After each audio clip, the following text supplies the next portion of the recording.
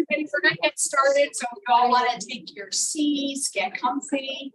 We're gonna get started in a few seconds.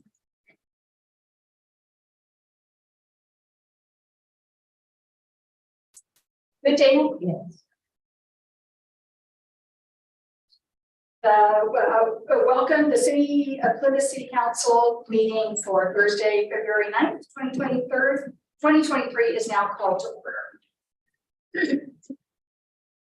Coronavirus advisory, COVID-19 advisory pursuant to Assembly Bill AP 361. The meeting is being held in person and via teleconference electronically.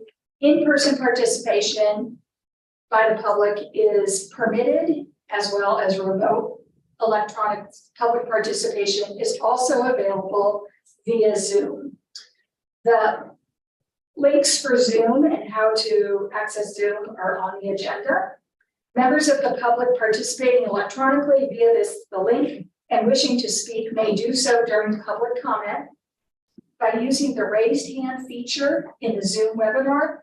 When dialing into Zoom at the phone number provided on your phone, use *9 to raise and lower your hand. Use *6 to mute and unmute your phone.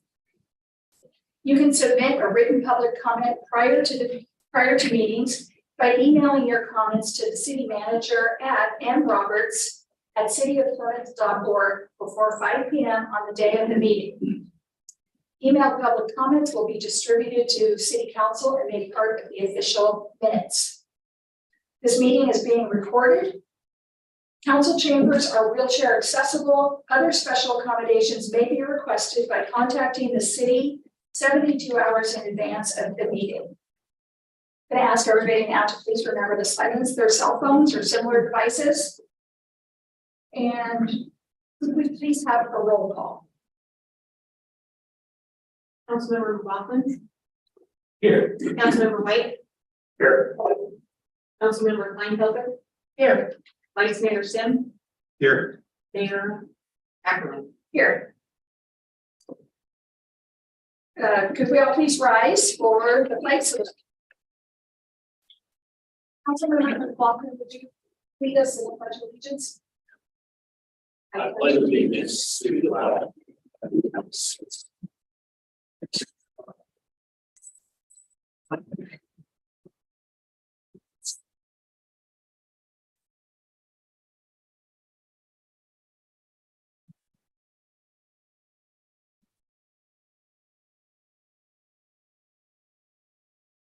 Number 2, approval of the City Council regular meeting agenda for tonight, February 9th, 2023. Madam Mayor, I would like to suggest pulling item 7.7 from tonight's agenda. My rationale is that including the non-vetted draft contract that was written by their attorney is in conflict with what is on the agenda, and we don't have the our actual right now contract to compare it to, which neither one of them are on the agenda. So I'm not sure it's appropriate to discuss something that isn't open to discussion.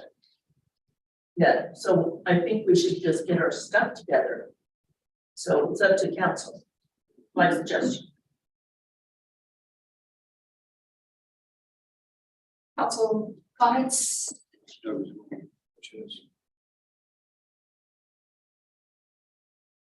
I'm equally okay with pulling that agenda. Sorry, Councilmember McLaughlin, you had your mic on, but I didn't notice. I apologize. That's okay. Just a question. I don't, is there anybody from ACES here to present on this item tonight? If so, I think that would behoove us to receive that information, be able to take that in for consideration. We do have people from ACES here, and it really wasn't to discuss the contract, it was to discuss whether we wanted to get an ad hoc committee together to work with our attorneys, their attorneys, to move forward with, or to even see if you wanted to open up the contract. Yes, but my point is by putting in a draft agenda in a public packet, in a public format, it has opened it up to discussion, which it has not been vetted by counsel or the attorney.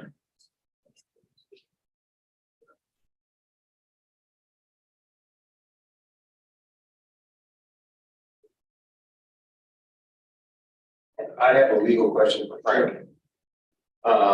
Is it fair of me to see how many people are here? Because this is one of the biggest council bills. Who's here for 7.7? Yeah, you can, and I guess I'll just elaborate on some of Margaret. Excuse me, I guess I'll just elaborate on what Margaret shared, which is, I did not review the contract. I didn't want to spend 1 minute reviewing the contract because I had no idea the council would even be interested in discussing the contract. It was put in there for discussion on whether we want to open it up. There's, I think, 3 more years on the current contract. I looked at this as a threshold discussion. So that's just the background. Now, what if the council wants to, can table item, if the council wants to, can move this item up to 7.1 and review all the people. It's the council's discretion, but that is the intent of that. That was the intent of the item as far as I understood. I think it would have actually been out of turn for me to review it at this point. Anyways.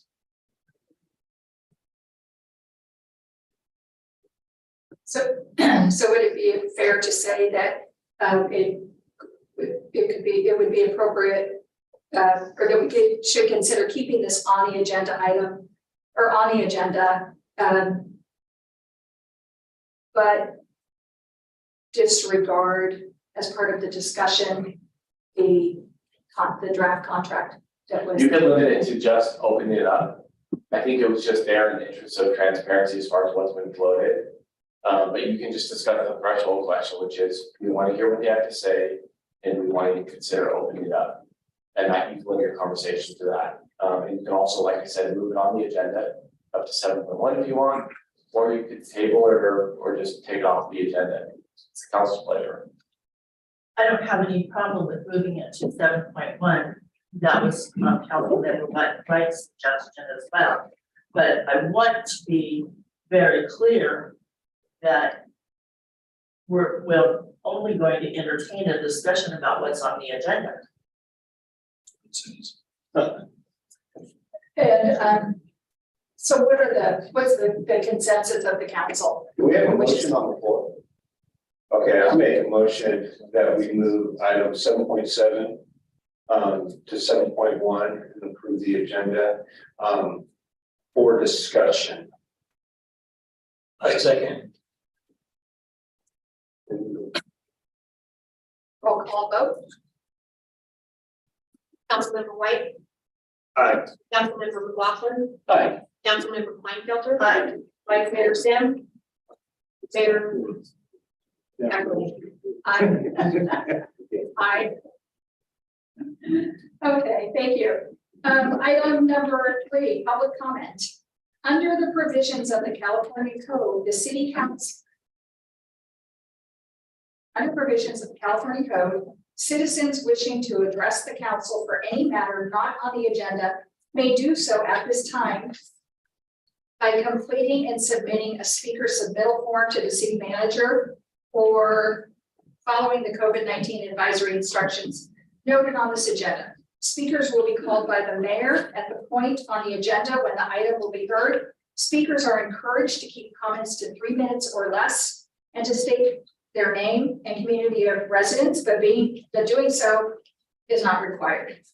Under provisions of the California Government Code, the City Council is prohibited from materially discussing or taking action on any item not on the agenda unless it can be demonstrated to be of an emergency nature or an urgent need to take immediate action arose after the posting of the agenda. So I would like to open the meeting to public comment now. Is there anybody here in City Hall who would like to speak during our public comment right now? Yes, please come up. And we will ask that you turn on the microphone. Like I would know how. Yeah. Where's the button? Got it. My name is Grace Spencer and I live at 9187 Main Street in Plymouth. And the drainage from off of Landrum has flooded my house. It came up to the garage door. I found a friend that had some stuff that he came and put across there, and the water's eroding the top. Excuse my language, but I have this little tip that's up at the top, you know, and it's eroding the dirt out of there. When they put the drainage on Main Street, I was talking to the contractor, and he said, I asked, why are you putting it here and not up on Landrum and then letting it drain, you know, in a spot where it come down and hit the drain? He said they wouldn't listen to us, and so they have their own way of doing it. And yeah, I agree with you, it's wrong. And I was at my daughter's when it was so bad, and she told me not to go down Landrum. You know, once you pass going up the street that goes up to the cemetery. And I didn't listen to her, I went down there, and right next to the house, I think Baldwin did it, I could feel it, I'm not for sure. There's a pipe about this big around that it was just shooting out. And going across the road over the hill, like to Tom's hard house. And I mean, I feel sorry for him, but I have a new house. And well, it's not really new, but it's a new house. And it's eating the things around the door on the garage. It's eroding underneath the cement barrier that's up there. It's coming underneath. Is there anything on the agenda that says that maybe we could get a drainage put up there and divert that down instead of coming down like hose this big around that's full of shooting out? And if not, when I have to have the repair done, do I send the bill to Plymouth? Or do I send, you know, the insurance will take care of it, I'm sure. But I know talking to the contractor, it was a mess. And I live in the house right there where they put the bogus thing and put it on Nun's house, and the hole has got weeds growing up in it. And if you've ever been by my house, you will see that if I mow the yard, I clean that whole gutter from my neighbors, the Stedgers, down to my tree that I fought for. It's always clean, it's always neat. You look over there at that hole and put it on, weeds growing up this high. Who's supposed to take care of that? Yeah. No, I'm particular with my house and what I do there. And I do a lot of work in my yard and everything, but this has been the worst time, the flooding underneath the house. It was to the door. And I put the sump pump in there to drain it out. And it took about 2 days to get all that water drained out from underneath my house. So is there a plan set for that, or am I the only one annoyed because we're getting flooded out? I have a question. Yes. Mrs. Spencer.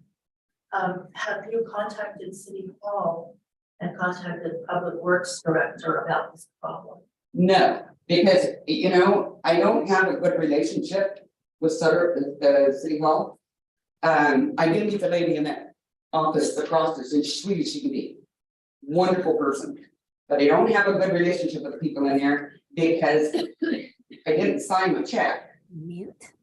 And when I got it back, it was past due and it's paid on the 5th. And so I had not only had that, and I asked her, why didn't you call me? We're not allowed to call. If we call you, we have to call everybody else in town. I don't care about anybody else in town. I care about me. She could stand on that front porch out there, where it's at, and holler my name. It's not like an inconvenience to her to have to, hey, Grace, you didn't sign your check. I agree with you, it's a small town.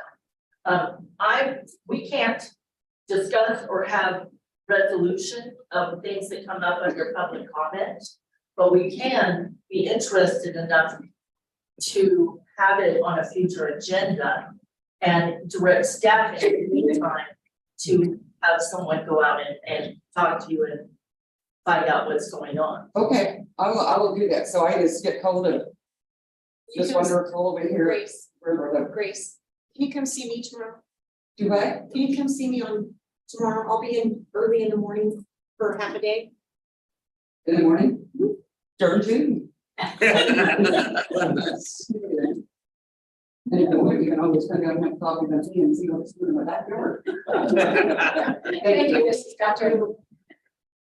Is there anybody else here in City Hall who would like to speak during public comment?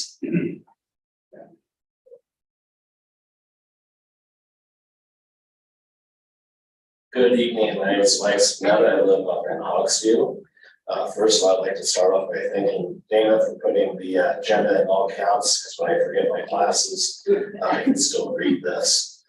And second, I'd like to thank people who cleaned up the cemetery and Kathleen who gave her all my photos of everything around Plymouth, because that sure hit her all at once, like it did the trees hitting the ground.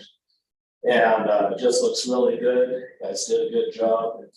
And maybe one of the silver linings on all those clouds that poured down on us is the old welcome to Plymouth sign fell down and it took a little break.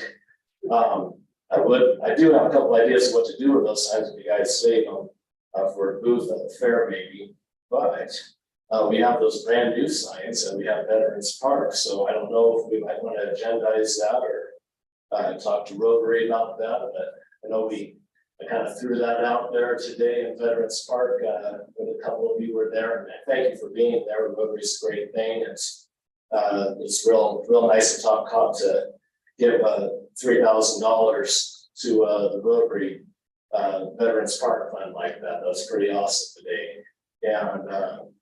And hearing all the plans of how the marble's going to go in and all of that. And so anyway, that was good, Dan. Thank you guys for that. And that's just an idea. I don't know if we should agendize that or if I just talk to Dana or what the heck I do about that. So you tell me if you have something. Or we'll do it later. I think you would speak with Margaret, because as soon as the sign came down, I think there was a consensus to have it replaced in some way and have something go up, so. I don't, it probably, since it's replacing an existing sign, doesn't need to go on an agenda, but Frank can tell me I'm wrong if he wants. Yeah, I think, talk to Margaret. yeah, I live on city property, so it went all over problems. So good deal. I do like your suggestion of some kind of purposing it. Yeah, absolutely. Or yeah, that'll be a whole other thing. So Yeah. good deal. All right, guys. So thank you for all that. Thank you. Would you mind turning up the mic? Thank you. Is there anybody else here at City Hall who would like to speak during public comment? Yes. Hello. And if you, yeah, thank you. Hello, my name's Don, I live on Main Street here. I just walked in late and I heard some stuff that moved off the agenda. I was told that there was gonna be some discussion about trash delivery tonight. Is that off the agenda or not gonna be talked about tonight? It is still on the agenda and it's been moved up to, it was item, I think 7.7 is now item 7.1. So you get it sooner rather than later. Okay. Okay, so that is coming up, so we don't need to discuss those things in public. Right. Okay. We got a chance when it comes up. Oh, okay, I just wasn't sure. I walked in late. I know we got moved forward. I was like, did I miss it? Yeah, no, you didn't.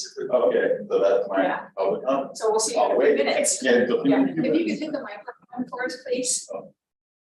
Thank you. Is there anybody else here at City Council or at City Hall that would like to speak during public comment? Okay, Councilmember White? I believe, Tracy raised her Oh, hand. I'm sorry. please raise your hand here. I'm sorry. What time are you going to be in the office tomorrow? I got here. Well, this, managed with the coming off to you. I think the question should be, what time are you serving coffee? It's Starbucks.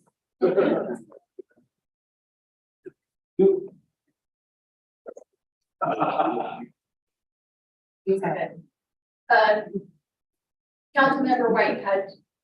Councilmember White is a citizen. Hey, this is, probably how you see how my English dialect is not the best, but, our first responders were badass last night. That's all I have to say. I want to give that.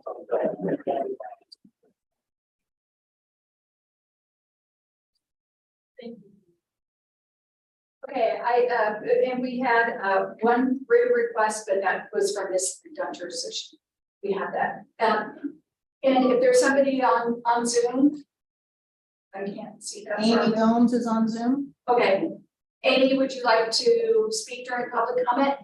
Yes, can you hear me? Yes.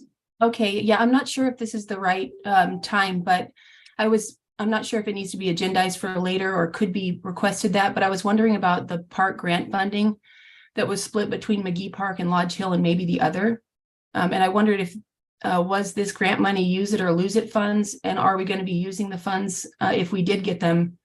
And if so, how, or can that be discussed, or will that be discussed later on? We have until 2024 to utilize those funds, Amy. And we discussed, I think, 2 meetings ago, maybe January 10th, that we would be moving forward with both of those projects. So we'll have a public discussion of both plans.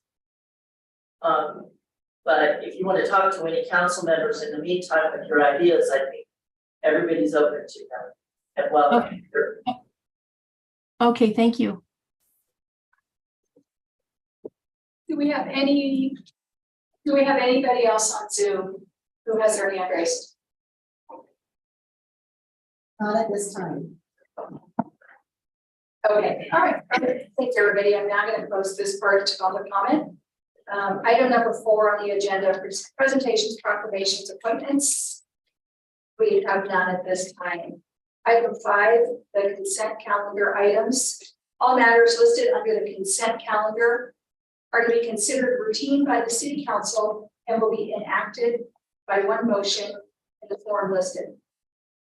There will be no separate discussion of these items unless, before the city council votes on the motion to adopt, members of the council, staff, or the public request specific items to be removed from the consent calendar for separate discussion and action.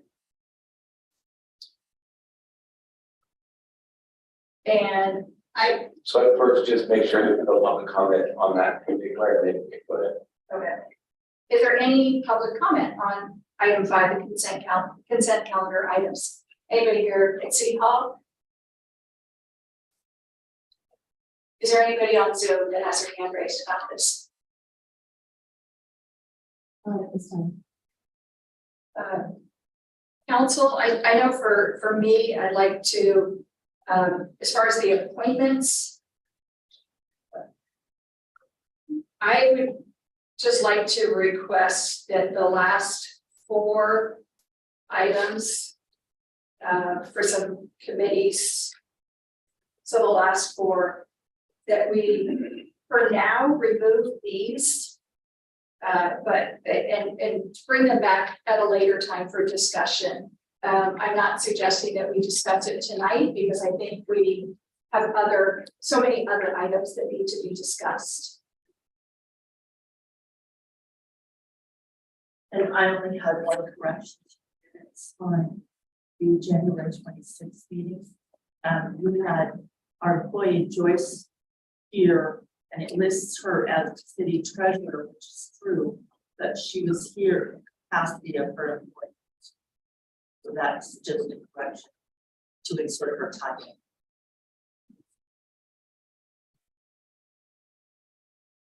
I also had a correction on the minutes that I wanted to bring up. Apologize, I can't find it. Margaret, maybe you can help me because asked you about it. Do you know what I'm talking about? No, I've slept since then.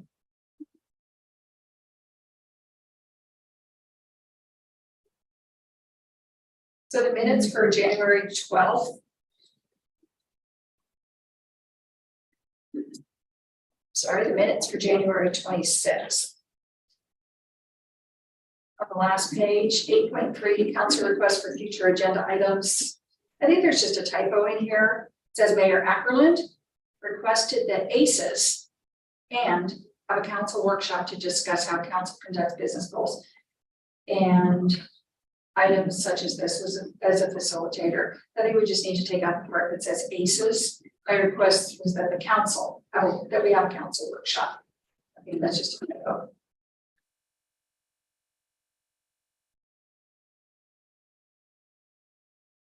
Any other comments from council members? We have a motion to accept the consent calendar. I'll make a motion to accept the consent calendar with the stipulated modifications to the meeting minutes as mentioned. And then modifying item 5.2 to remove the 4 committees listed at the bottom of the table. I second that motion.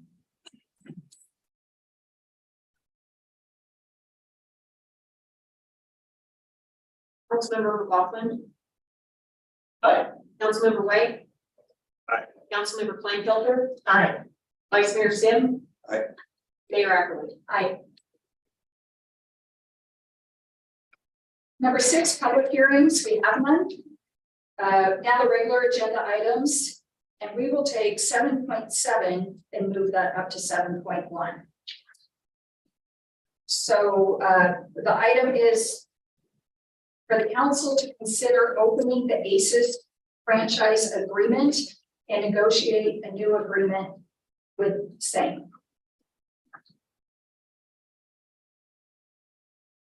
And would we please get a staff report? Certainly. Madam Mayor, members of the council, I was approached by ACES twice since I've been here wanting to open up their contract.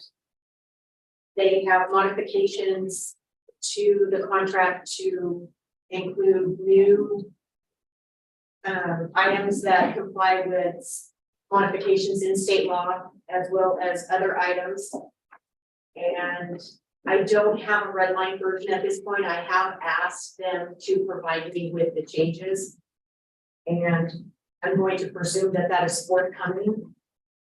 We do have a representative from ACES here tonight, and they may be able to explain that better for you. This item is on the agenda for the council to discuss whether they want to open up the contract at all. We did open up the contract in 2021 and made modifications at that time.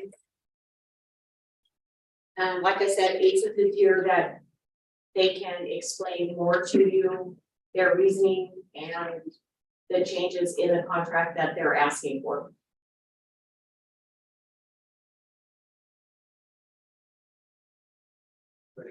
Is there any council discussion at this point, and then we'll open it to public comment, or ACES? Would you like to come present them?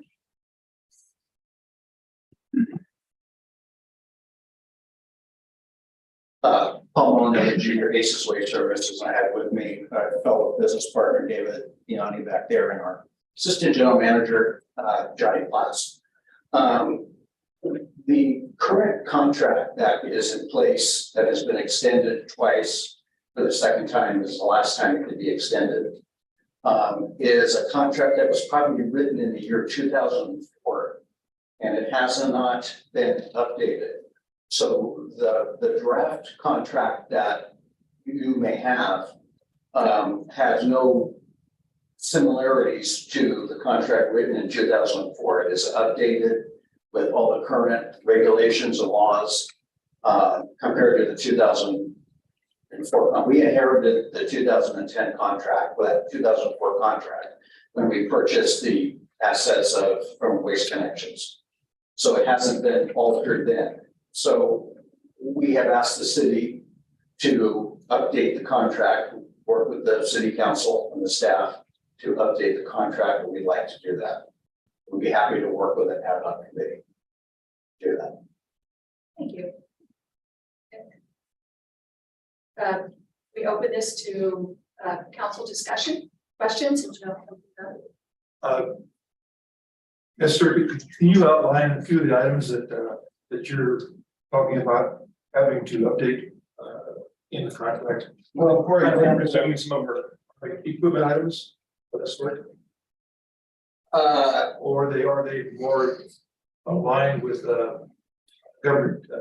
But they're more aligned with changes in government, things like, for example, the food waste law that was passed some years ago, SB 1383. Amber County is exempt from it, but nevertheless, we have to comply by the rules of the state of California. So even though there's no program required to do now, there's other things that have to be done, and it should be codified in the contract. I recall we discussed the contract a couple of years ago when you were here, Right. and you said you inherited this company back in 2004. We didn't talk about these things 2 years ago or a year and a half ago.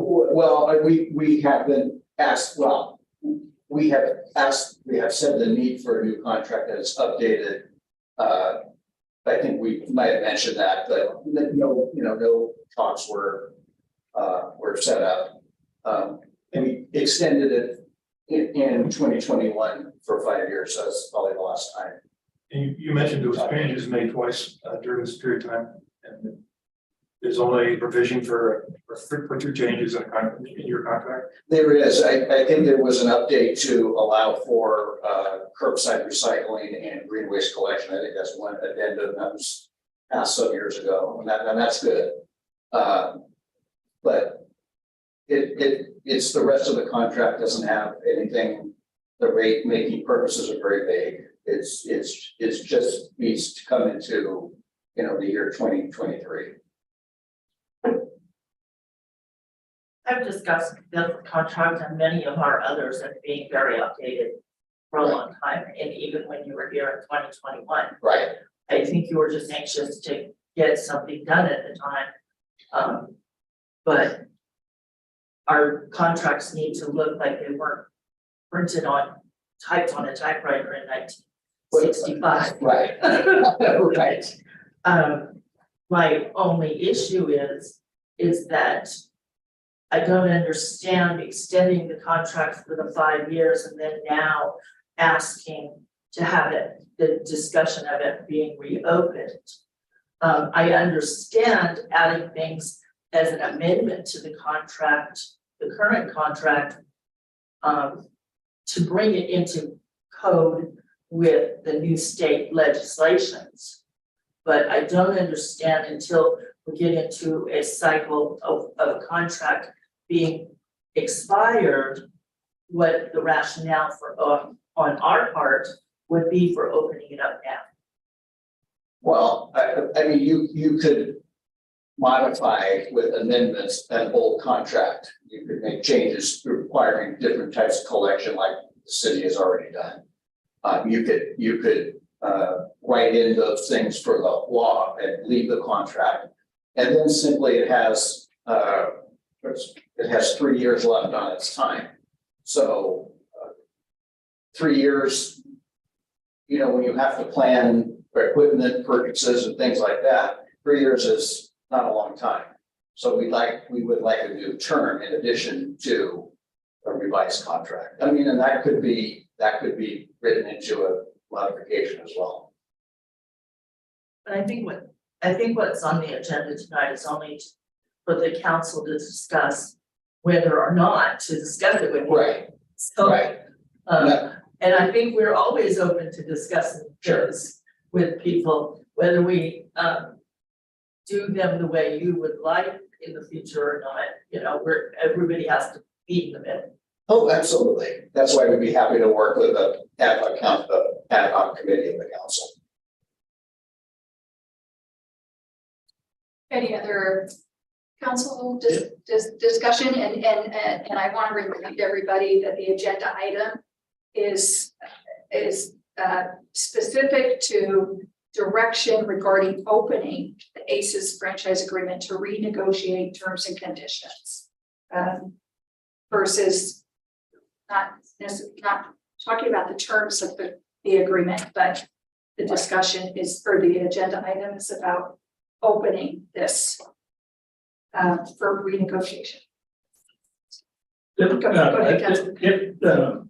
Thank you for being here this evening. I know there's been certainly a great amount of discussion in the community over the past couple of weeks with this coming about. And I know while we're not talking specifics on a contract, but within the proposed or the draft language in the agreement that's included in the packet, does this agreement propose or request every citizen in the community, does it require and mandate every citizen to participate in garbage collection from ACES? Well, we don't have that kind of authority to do that. That's currently at the discretion of the city council. If the city council was to pass an ordinance requiring mandatory service, of course, we would gladly cooperate with that ordinance or any other ordinance they pass. Yeah.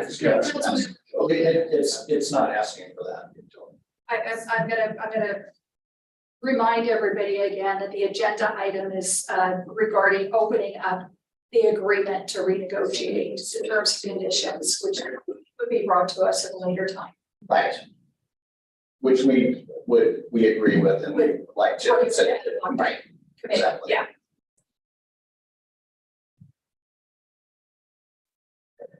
Thank you. Yeah, well, I have a question. Yes. You mentioned this 3-year life on the contract, and as far as making changes with equipment and so forth, this is a very short period of time. I talk about exchanging trucks and vehicles that are maybe no longer emission compliant, things of that nature. Right, to buy, exactly. And Because then, your trucks are older than 2008, which they're probably, those are things you're gonna. right, That makes sense. yeah, well, that too. You're right, 3 years is a pretty short period of time. Thank you. I have a silly question, that hopefully we stay where we need to stay on this and everything. Might go on a little bit off the rails. What's the extent of your contracts with the other cities? Are they 5-year, 10-year? They are generally, we have we'll start with Amador County. At Amador County, we have a 10-year with 2 5-year extensions available, making it, if the options are exercised, a 20-year contract, or is it a 15-year? It's 10 with 1 5. 10 with 1 5, so a 15-year contract. So generally, 10-year contracts are good with, either a 5-year extension or an option for a second 10 years. At the, the municipalities agreement and the vendor to agree on. And then here's the other ridiculous part, and I'm sorry, I'm trying. Legislation, every year you guys get new legislation, so it can affect those contracts every year. Right. Okay. Potentially, there could be major legislation that could affect a contract every year. There hasn't been since SB 1383 was passed, there hasn't been anything quite as major, but you never know what's coming down the line from the legislature. Thank you. Thank you. I would like to open this up to public comment. And I want to remind everybody that we request that you limit your comments to 3 minutes, not to exceed 3 minutes. And that I want to remind everybody that your comments need to be related to the agenda item, which is the council giving staff direction whether or not to open up the ACES franchise agreement to renegotiate. So is there anybody here in City Hall who would like to speak during public comment on this agenda item?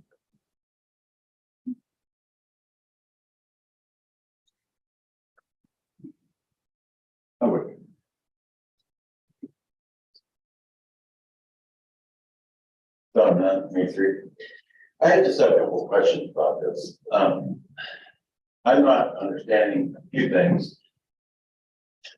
So on this contract, it's for ACES to pick up from residential property. And commercial. Why does the city have any contract with basis? Sorry? Why does it do what? Why does the city have any contract whatsoever for them to do that? Basis is not a government entity, they're a private business. They're picking up from private homeowners and private businesses. So why isn't the contract, and maybe Mr. Molinelli can explain this better, back up here. Why isn't the contract between those people and him? Why does the city have anything to do with this? We have franchise agreements, and those franchise agreements are primarily put in place to protect our constituents, to protect the citizens. Well, I appreciate that, Valerie. What I don't understand is how does limiting competition protect your citizens? I mean, here's what I deal with. Right now, if I load up the bed of my truck and I drive it out, I know to dump it, and which I've done several times in the last few years, working on my house and other things. They charge me minimum $70 over an ION with my 3/4 ton Ford to dump it. Yet I drive to Placerville and dump it for $35. It takes me the same time to get there. And don't get me wrong, I'm not antagonistic whatsoever. They're a great company. They do a lot of great things in this community. They donate, they do wonderful things in Everett County. What I'm getting at is that having that competition, and I understand El Dorado County has 100,000 citizens. Okay, they're all dumping their garbage in the same spot at the Keeper landfill. And so they're able to do it for less money over there. And for me, to drive to the transfer station in Placerville is exactly the same time as driving to the transfer station in Ione. So it's a better deal for me going to Placerville. So if we didn't have this franchise agreement, quite possibly, I could call up El Dorado Waste Disposal Service and say, hey, can you service my house in Plymouth? We would have competition. So the city franchising with one company, one private business doing this, you're not protecting us. You're serving the interest of one company, which is a great company, and I'm not trying to attack Mr. Molinelli's company. What I'm saying is, I don't understand why the city has anything to do whatsoever if he picks up our trash. It's not the city's business.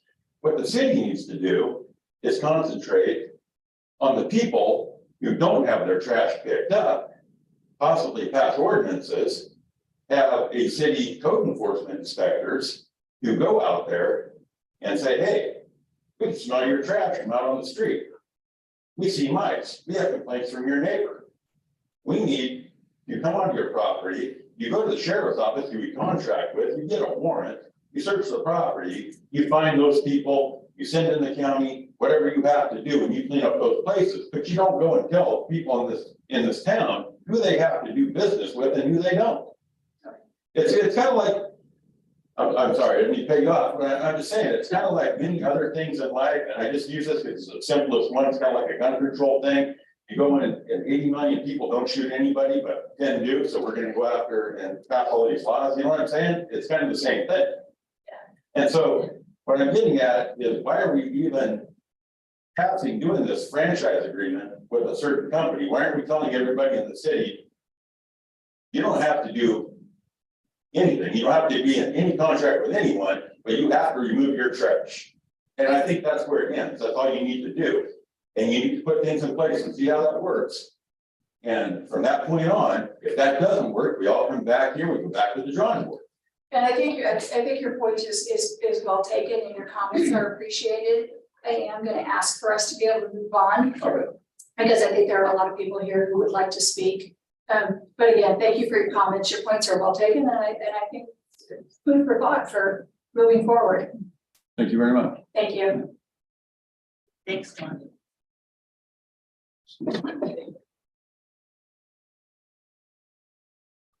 Michael Spinetta, like to thank you in the interest of transparency to keep the agenda item on tonight instead of in the interest of being opaque completely and taking it off with so many people here. That was very easy to see. First, gentleman just mentioned essentially the weed, rubble, and rubbish control rule that we have, pretty much that every city has. And dealing with that, you know, we make a complaint-based standard. These rules are already here. It's all written up, it's right here. And, you know, I don't know if it's the same as I own in all these other cities where you have posting and you have all the other things that deal with this. That, you know, get rid of waste that's on land, like you said, if something stinks, you know, call and complain, there it is. You have a rule that already deals with it.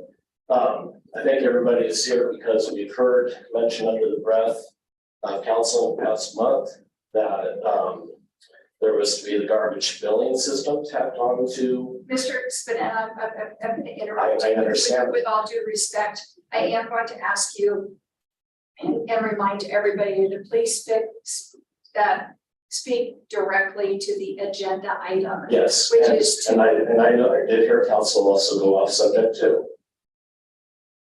And we are all here to speak to this because this has been spoken about on record. And had we It is been not notified, the I agenda. understand that, but It's then not we the should have been agenda. able to speak during public comment at the start. I'm sorry, say that. Had that been mentioned before this was all changed, before the consideration to strike it, but everybody here was put forth by council member, I think that we should have opened it up at the start of the meeting, You're not really answered, which we should have been able to talk. please, yeah.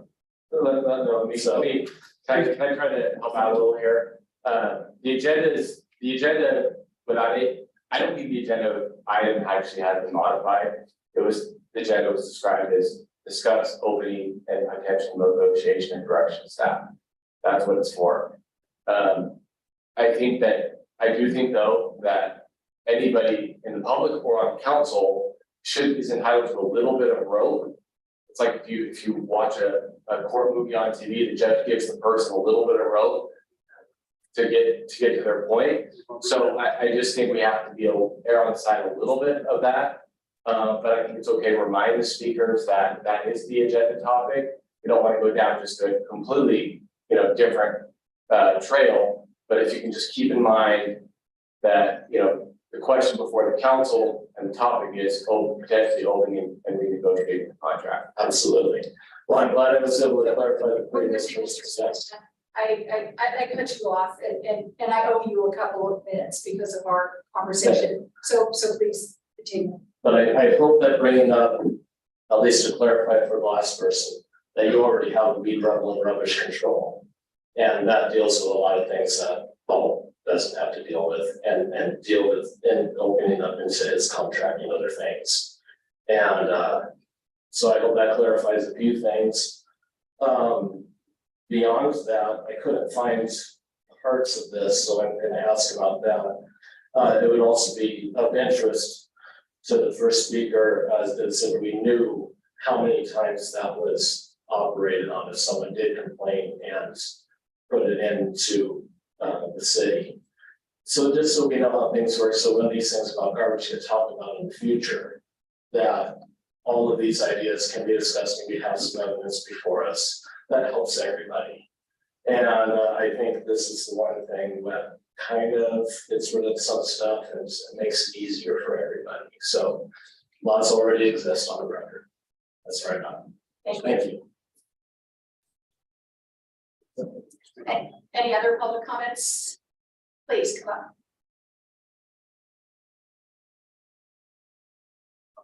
Hi, my name is James Lemon. I don't like doing this.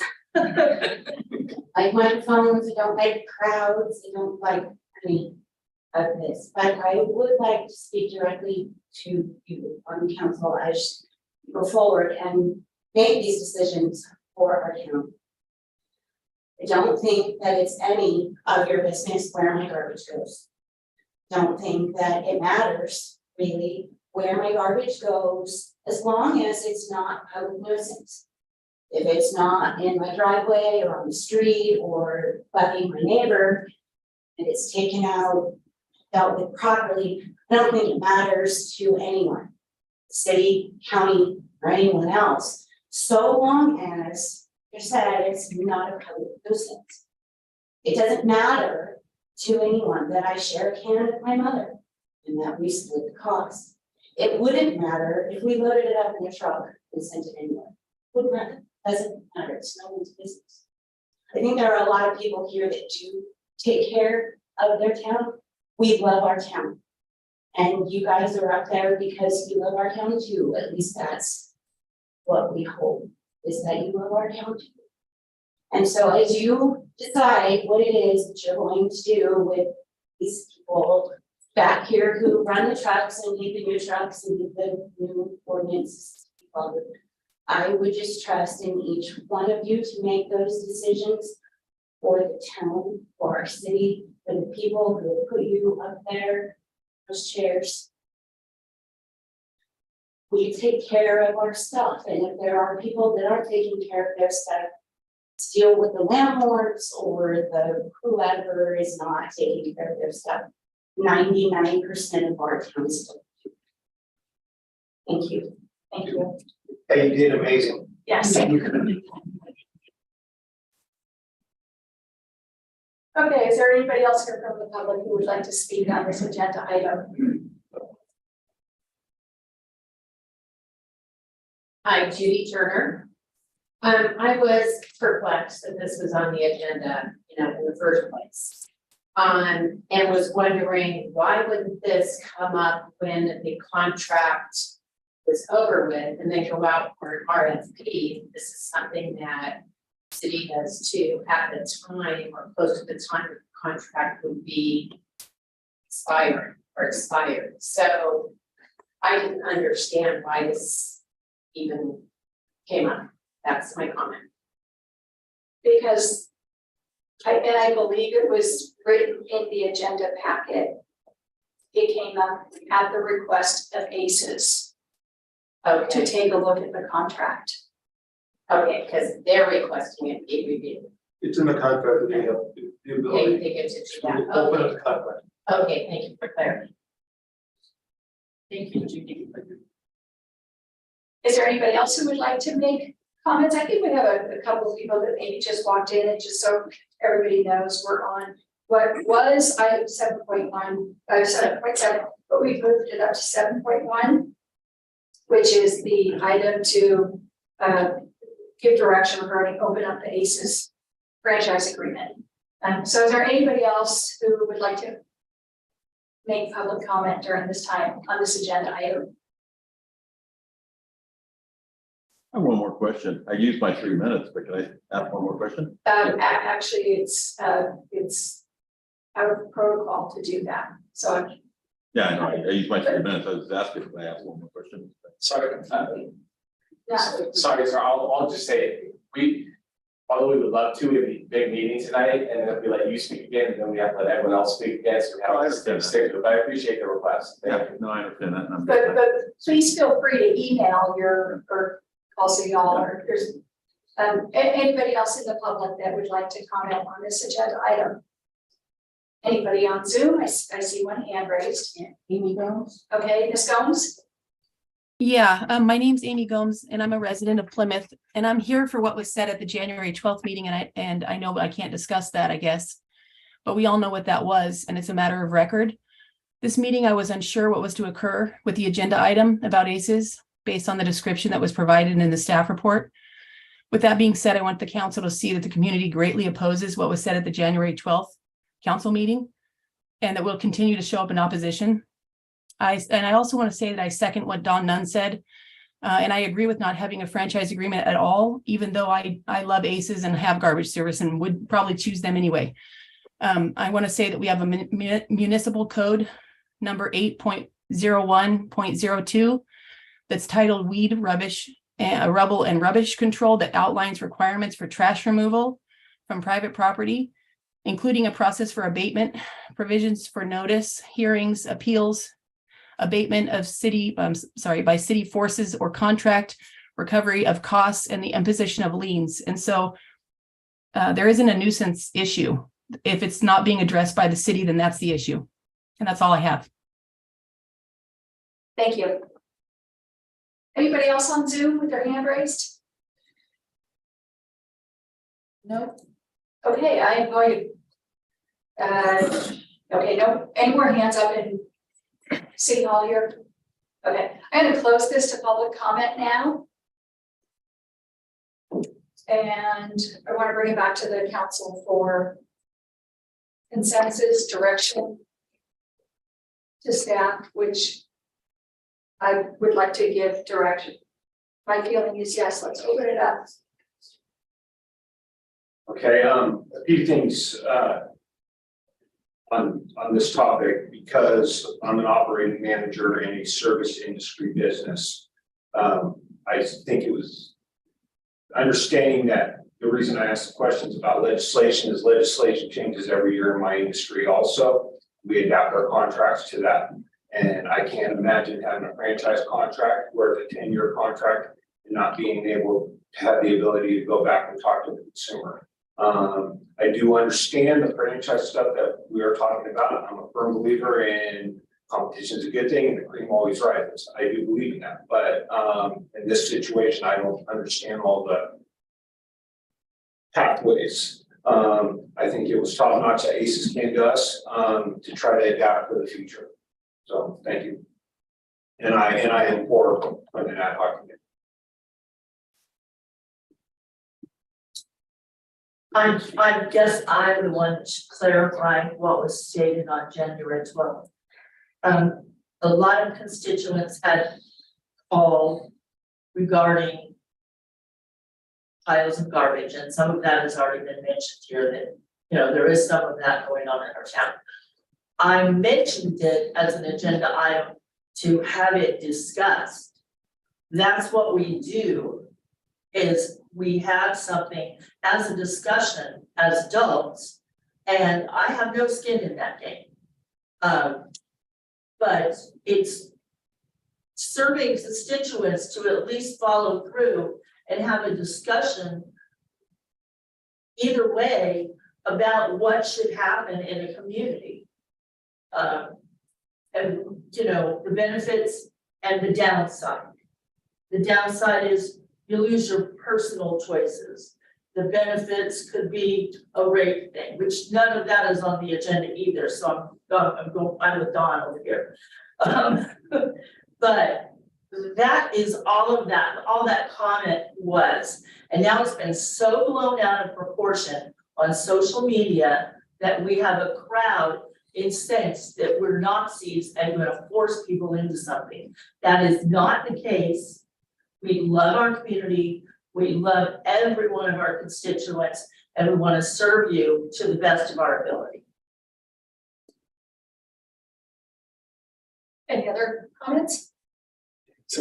Oh, sorry. I think there's been some confusion as to what this agenda item is for. We're not talking about whether everybody needs to have garbage service or not. The item is whether we should open this thing up to ACES and renegotiate or talk to them with the contract. And Pretty straightforward. I'm very straightforward. I'm all for that. I think that the ad hoc idea of having a couple of council members and the city manager, the city attorney being part of this ad hoc group, I think it's the way to go. And I'd like to make a motion to do that, if that's possible. I still have. Or we have more questions. Yeah, well, to chime in on what Councilmember Sim is saying, I want to make sure that everybody knows, even if you have an ad hoc committee, doesn't mean that that ad hoc committee is going to recommend changing at this point. They might recommend going through the contract that we currently have and then going out to an RFP or something. Nothing is set in stone because you have a discussion. And having the discussion is important.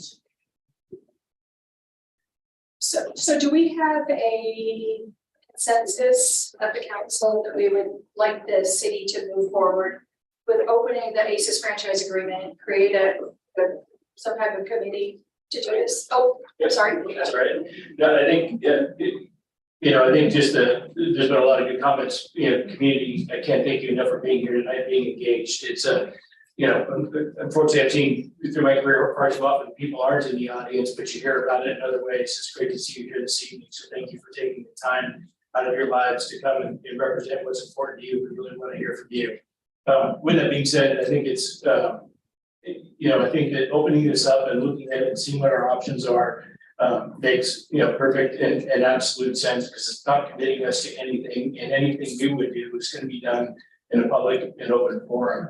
With that, I fully support, pulling the committee together, looking at it, and determining what's in the best interest of our community as a whole, whether it's an RFP, whether it's approving an agreement going forward, but that's what that work's about. So I absolutely support moving forward with the ad hoc committee.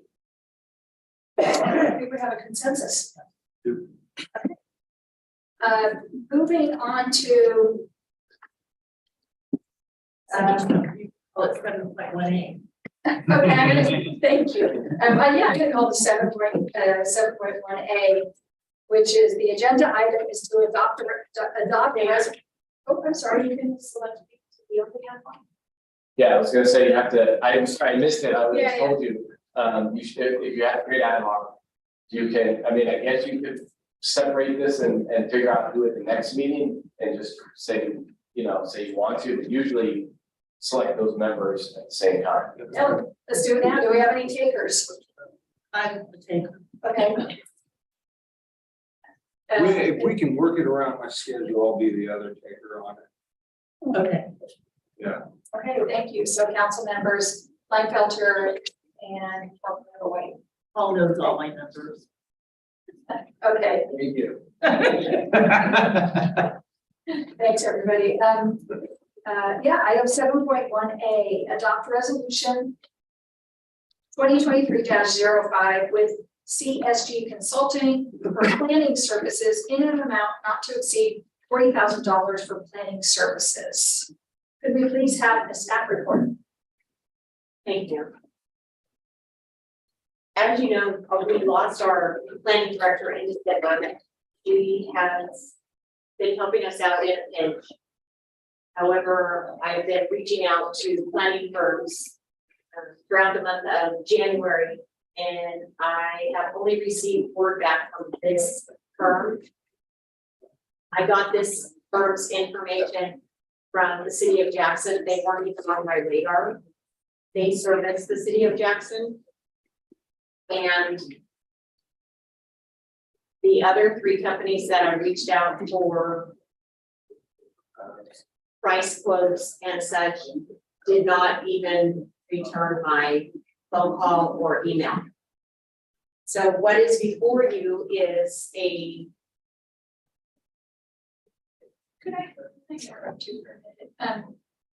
Excuse me, for those of you that maybe have stepped out of the meeting, can I ask you, to encourage you to have a conversation amongst one another, but can we ask you to do it maybe further back in the hallway?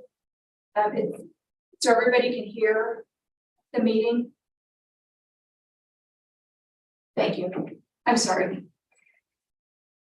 Okay, so what is before you is the qualifications of the planners they're proposing to be available to our city along with the rest of the firm, but these are the main people. A fee schedule for what's available for the different positions and a resolution adopting the services of CSG Consulting not to exceed $40,000 in a year. And it would be effective now for 12 months. And I'm asking for 2 years. CSG has not asked for 2 years. I'm asking for 2 years. And at that point, I would do a full-blown RFP and send it out to a lot of firms. CSG has done a fabulous job for the city of Jackson. I did talk with their city manager via email. She's very pleased with their services. The advantage of having a firm is you get the expertise of everybody in their firm. So for instance, if we need an initial study right away, they have environmental people on staff that go out and do that initial study. So it is to our advantage to hire a firm. And so I'm recommending that the council adopt the resolution bringing on CSG Consulting in the amount of $40,000 for a 2-year contract for $40,000 no more to exceed $40,000 in a year for a 2-year period. Is there any council discussion or You want to do Would you like me to- council for the public?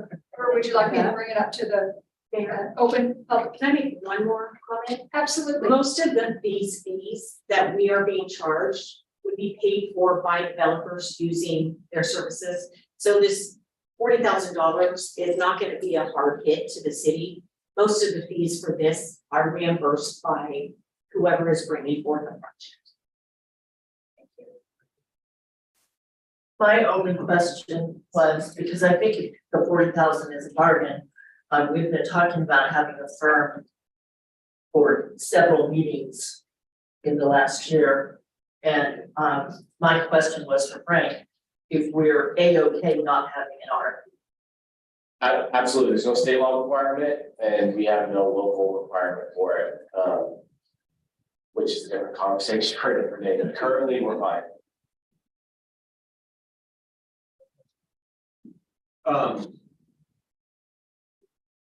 I guess ballpark figure, if we had a staff member to fill that position, that's on average, it's what, three times the amount? 4 times? For a full-time person, yeah. Yeah, okay, so it's just a matter of we're saving money and we have all these resources on top of that. Correct.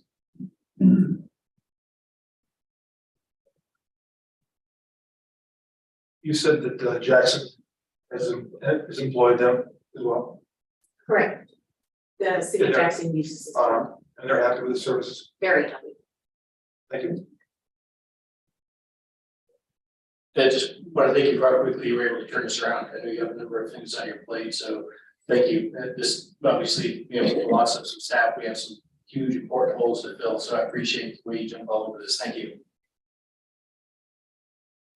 I will now open this to public comment for this agenda item. Is there anybody here in City Hall who would like to speak on this agenda item?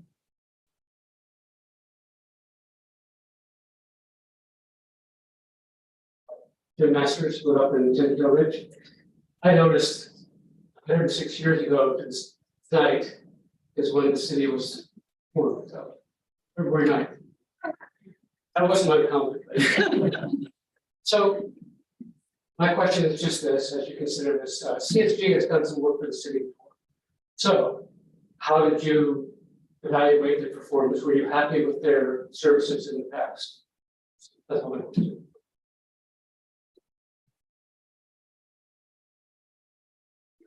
Well, I can't answer that because I was on the council then. I don't remember using CSG before. There were some journal entries. Okay, we had made, Mike Baker was the latest firm we had. They were non-responsive. Any other comments from anybody here at City Hall?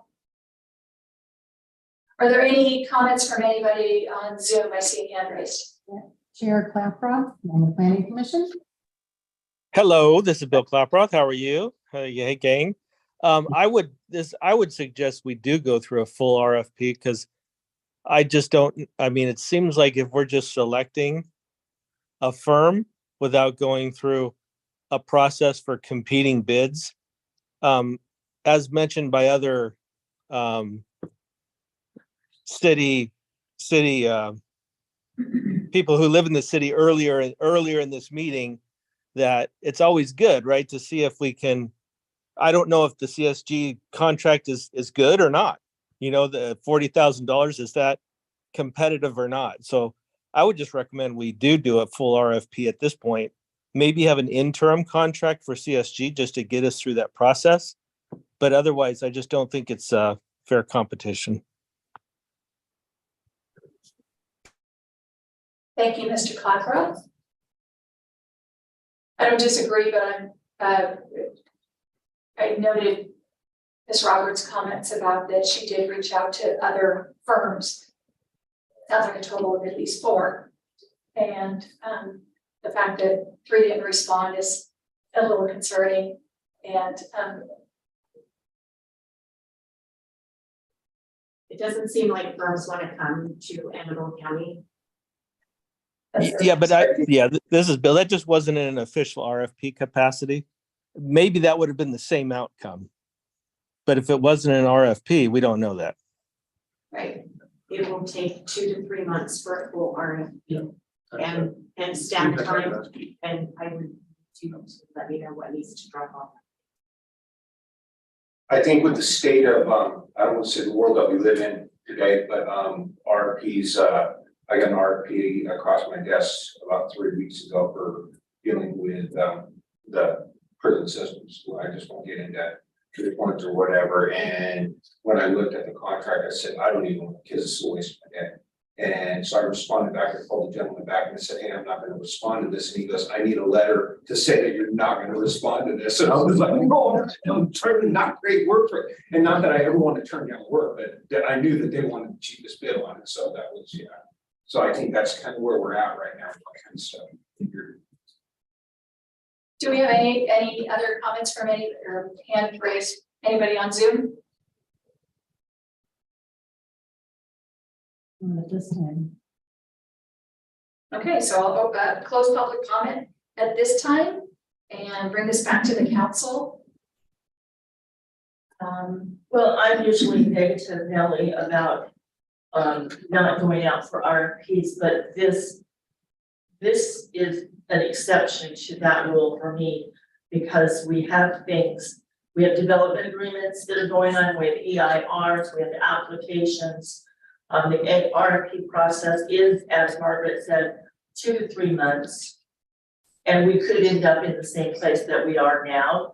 I think she described it as basically an interim, because we would enter into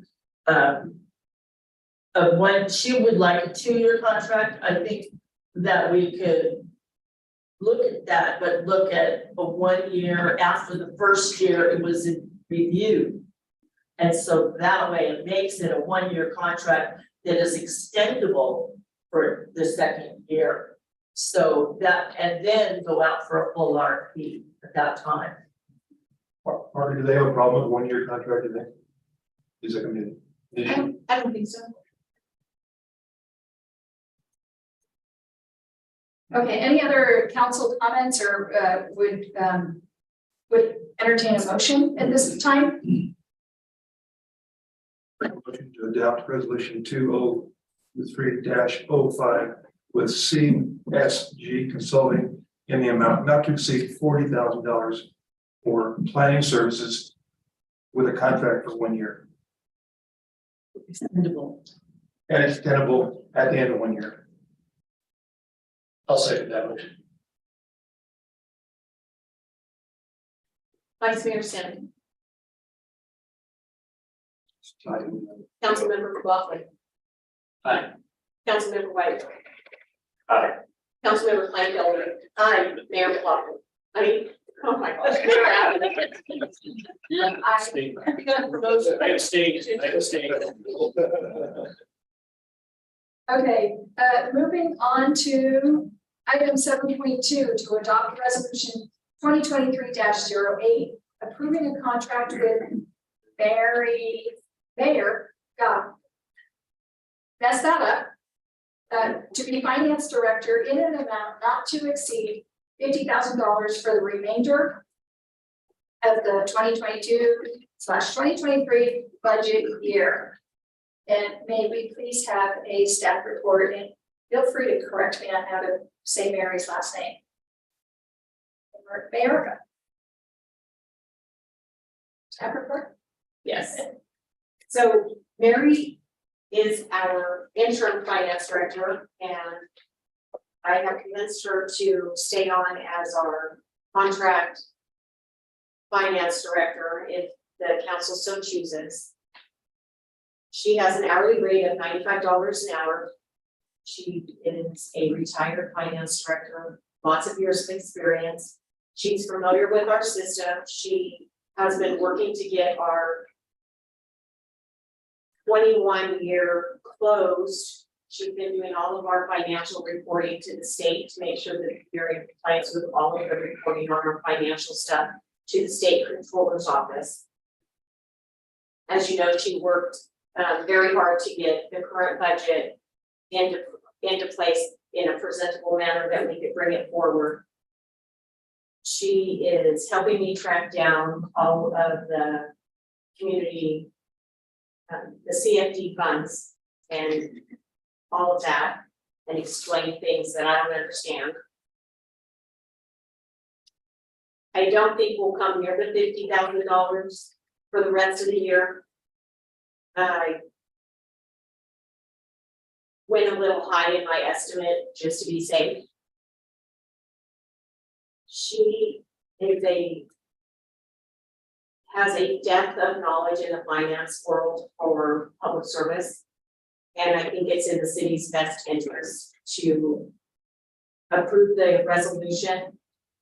I only did it for this fiscal year. I plan on bringing back a contract at the beginning of next year after we have a clearer picture of where we are. Thank you. Any council discussion, questions? And then I'll open it to public comment.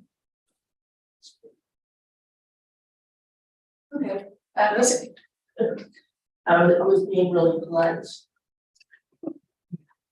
I don't have any problem with the rate or the not to exceed, and she came highly recommended. She's done a good job to work with small cities. I did have a problem with something in the staff report. The staff report refers to the new contract will come with the 23-24 budget, annual budget process not to exceed 98,000. So 98,000 for a half-time position seemed like an awful lot, which that's not on the agenda and it's not in this resolution, but I just wanted to mention that the link to the staff report.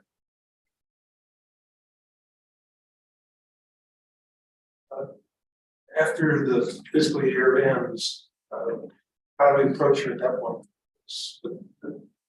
Will she still be part-time? And She would still at be, the same rate as she's. she would still be part-time at the same rate, and how I came up with that dollar amount is half-time at her hourly rate would equal that 98.8. That's how I came up with that dollar amount. Makes sense. Okay, I'd like to open this up now for public comment. Is there anybody here at City Hall who would like to comment on this agenda item?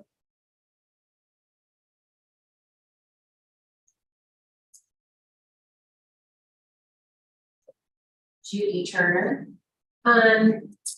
So I'm gonna assume she has like a forensic kind of accounting background that she can really delve into things. It's not just a general, Google accounting person. I mean, she's really looking into everything, right?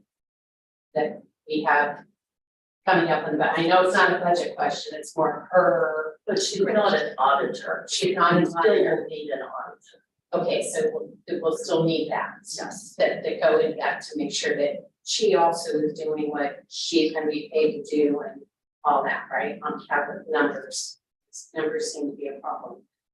Okay, all right, thank you. Any other comments from anybody here in City Hall? No comments. Anybody on Zoom? Is there anybody on Zoom with their hand raised? Not at this time. Okay, so I'll close it to public comment now and go through council discussion or questions, comments one more time. Any council members? Questions? I move to approve resolution 23-08. Resolution of the City Council of the City of Plymouth approving an agreement with Mary, I'm gonna mess this up, Mary Morris Yorga to serve as the city's contract finance director. Second that motion. Councilmember Kleinfelder, Aye. Councilmember White, Aye. Councilmember McLaughlin, Aye. Vice Mayor Sim, Aye. Mayor Appleton. That's what she is getting a promotion. Okay, item 7.3.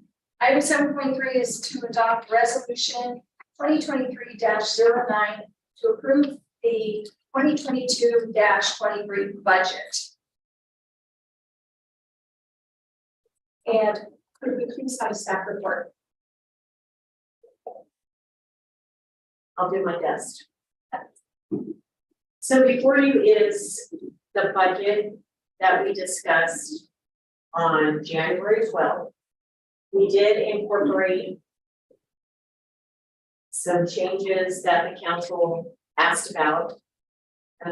Mary did highlight a couple of things in the budget that were changed, such as the projected expenditures in the capital project funds. Now says 200,000. I don't know what it said before, 400. I said 450. Thank you, Valerie. So the changes that are highlighted. I have been working diligently on the CFD. It is a complicated mess. I'm almost there, but not quite.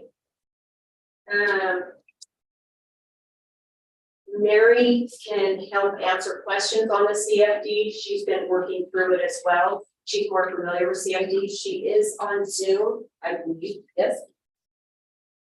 And so she can help field questions regarding that. I am asking for an 8.8 COLA for staff.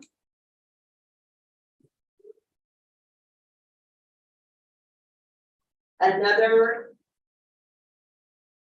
change was the projected expenditures in, no, that's one I just gave you. Another was one that was little and we changed it to 9,400. That was the wholesale water sales was 0 and it went to 9.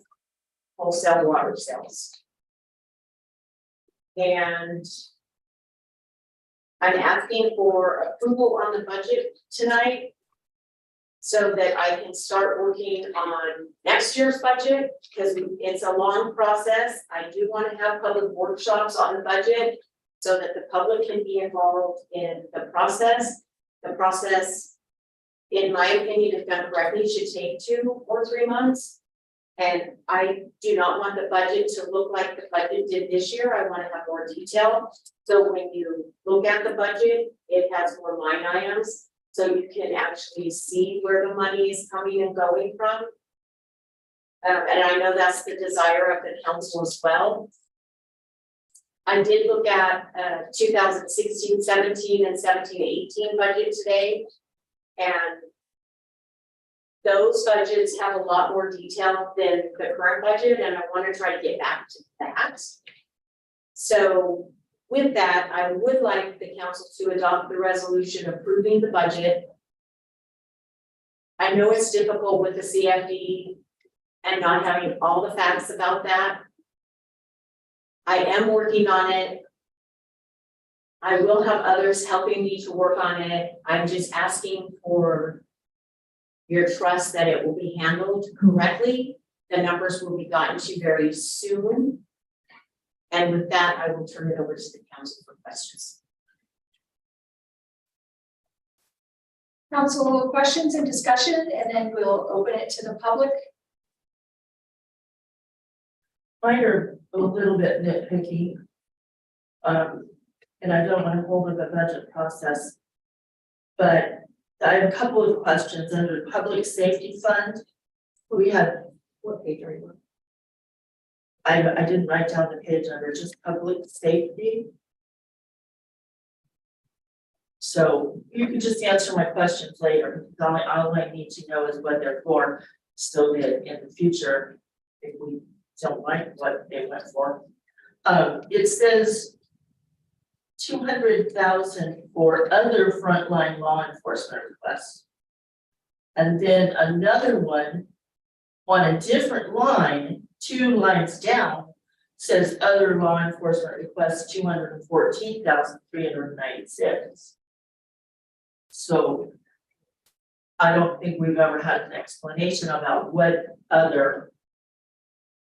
It's just other law enforcement requests.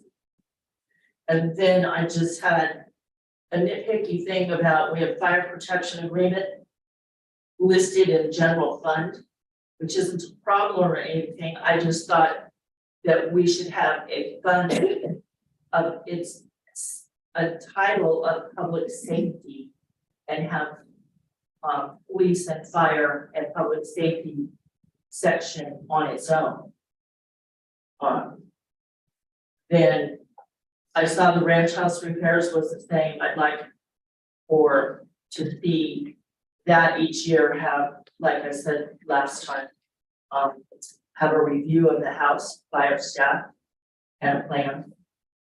And the loan forgiveness in the special fund was what loan? What are we forgiving? So those were mine, thank you.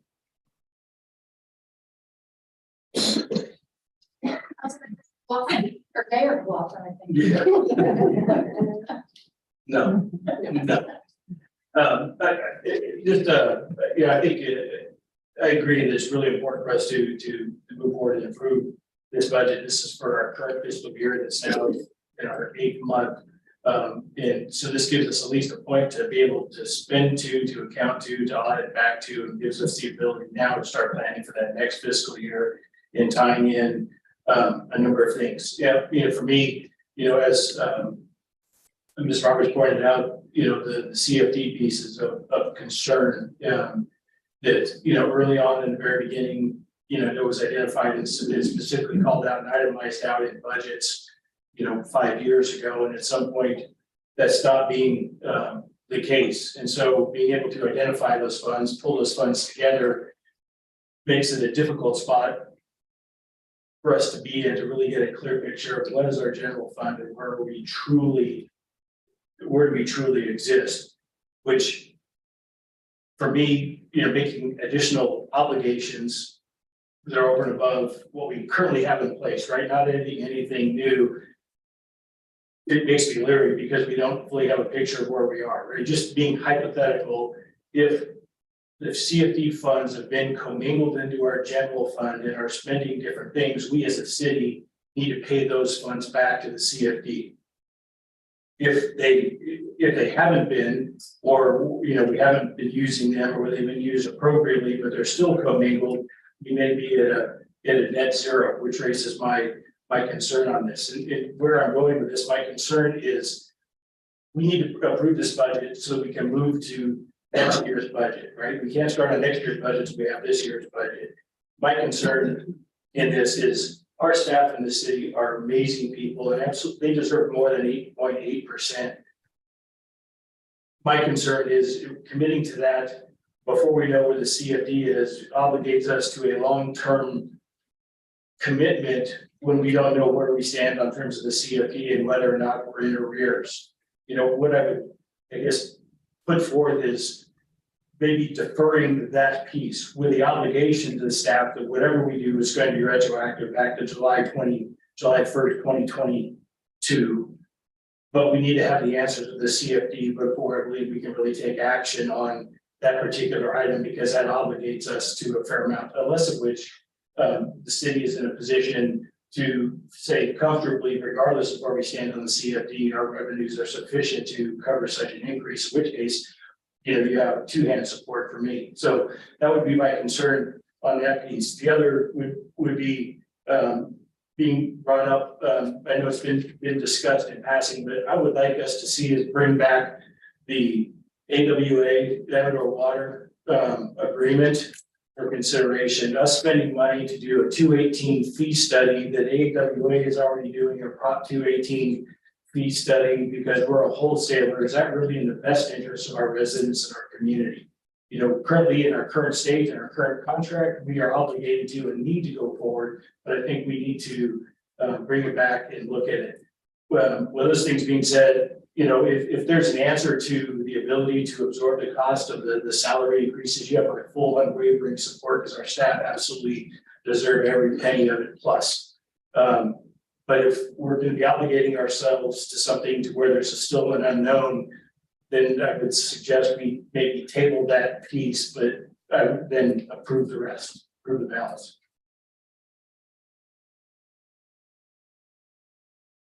Councilmember White? Okay. Councilmember Sim? I do agree this budget needs to be finalized and adopted. I have a lot of friends that are very concerned about the CFD dollars that are hiding in this budget someplace. I've gone through it and I see a few places where these dollars may be hiding, but probably sure, but it's kind of nebulous in some cases. But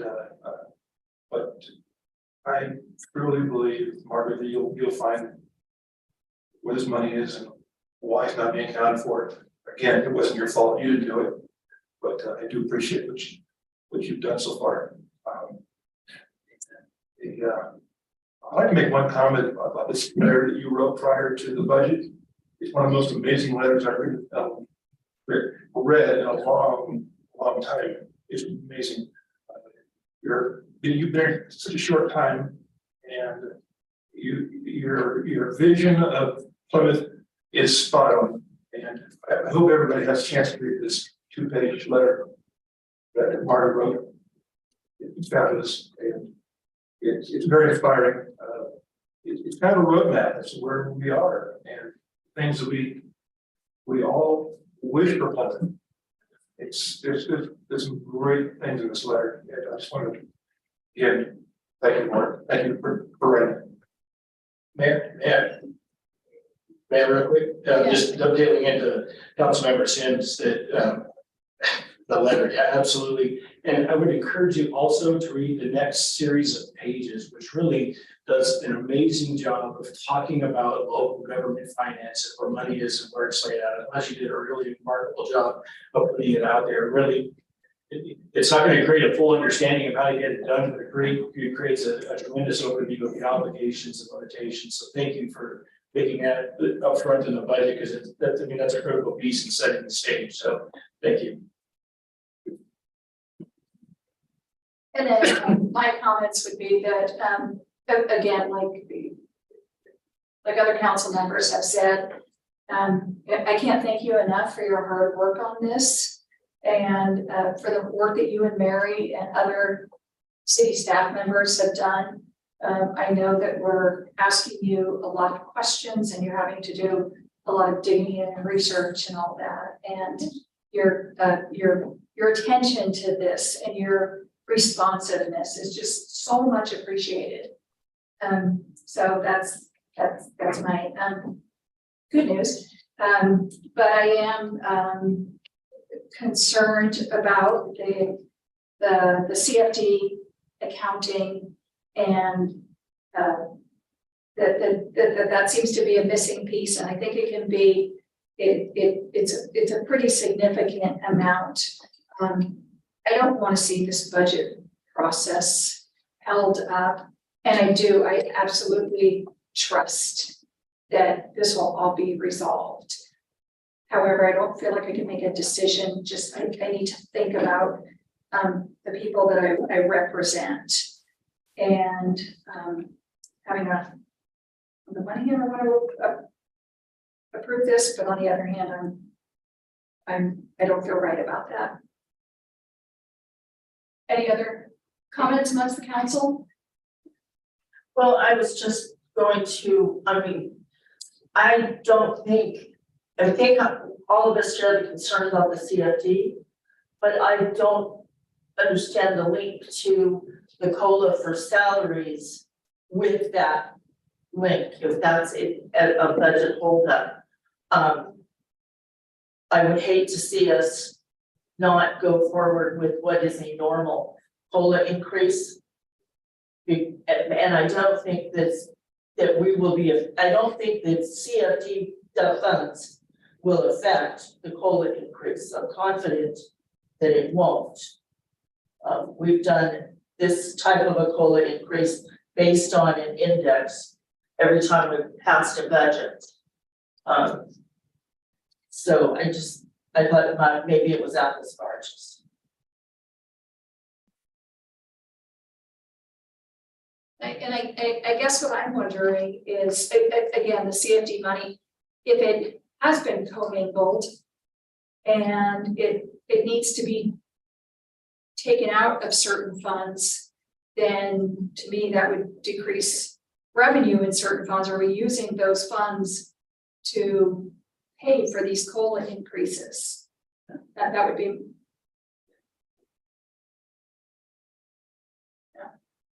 $100,000 a year is going somewhere, we don't know where. And if the city, we don't know yet, right? I'm hoping, planning for the worst, hoping for the best, right? I hope this all comes out rosy and it's all peachy keen and this conversation is for naught. But let's say for the sake that the money's been commingled and been 100% used every year, and the city needs to pay $500 million back to the CFD or 300,000 back to the CFD. Now, whatever the dollar amount would be obligated to pay back. And I'd like your take on what that amount may be, right? It's just a matter of, I want to do right by staff, absolutely. But if there's monetary piece out there that the city is in a position where arguably if it's $100,000 a year-ish paid into the CFD, 65% of it ish is going to personnel costs because 65% of our budget is personnel costs. And so, Ms. Roberts, if you have some numbers or if Mary online has some stuff to maybe be able to alleviate some of those concerns, I'll be the first one to make a motion to approve that goal.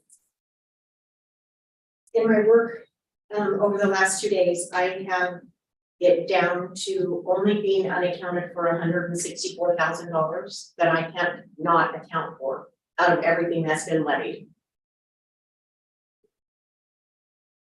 I believe part of the money is going to be found in the property tax because we get the levy in the property tax. And the last 3 years, the property tax for the CFD has not been separated out from the general fund. Our senior accountant did not know she needed to do that. I've asked her to pull those records for me. She did not have time today. I will have those records tomorrow. And I bet we find a large chunk of that money in the property tax that will need to be transferred out to CFD. And I believe that's going to be a large chunk of that money. Because in 21-22, it was $100,000 that we got back from the county, which is a little higher than normal. For property tax and the CFD. That's the point, it was all lumped together. It was all lumped together. I haven't seen the records that she's gonna pull to know the exact amount. But I know there's money that was lumped in the property tax that we need to pull out. Does it come in one chunk? It does come with one check, One check yes. It's levied at the same time as property. every year. Right. So I know there's 3 years worth of CFD money that came in with property tax that went into the property tax fund. Mary, do you have anything else on that you're aware of? I can add just a little bit. You are correct. It comes in one check. It's listed out separately, so you'll be able to find that record. As far as the funds, when they come in and they're used as part of the annual audit, even though we have one to catch up on, they're audited specifically. So if there were anything that the auditors found that they found concerning, they would alert us through the audit. I haven't seen anything in the prior audits that states that. So my comfort level is probably that it just hasn't been split out from the general property tax revenue. And once we do that, then things should be fine. I think that's a good explanation. Let me go ahead and open this to public comment. So if there's anybody here in City Hall that would like to speak about the agenda item,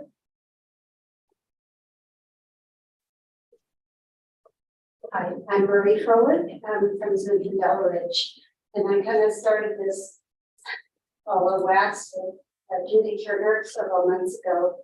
I have one question. So our budget is it's a fiscal from July to June. So what are we approving now? Is it from last July to this June? Because I was going to suggest just approving it till June, but okay, so we're already doing that. The other comment I wanted to make was we have received, we went to the county, find out exactly what the CFD fund was for this last 6-month period that ended December 31st. That they collect, actually it was 4 because they collected in November, and it was almost $80,000, and that's just for a 6-month.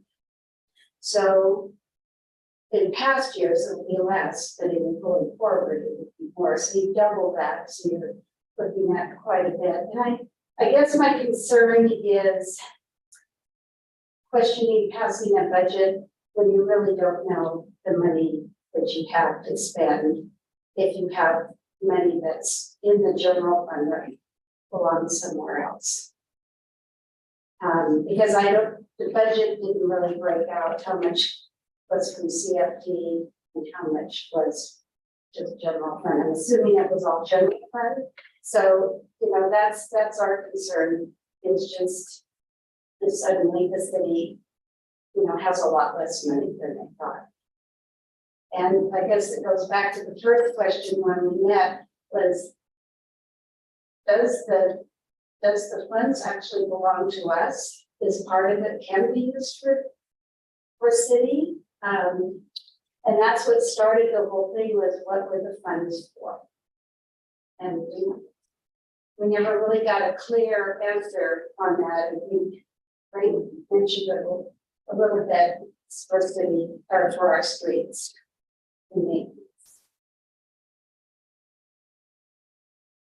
Frank, do you want to describe the typical development agreement CFD?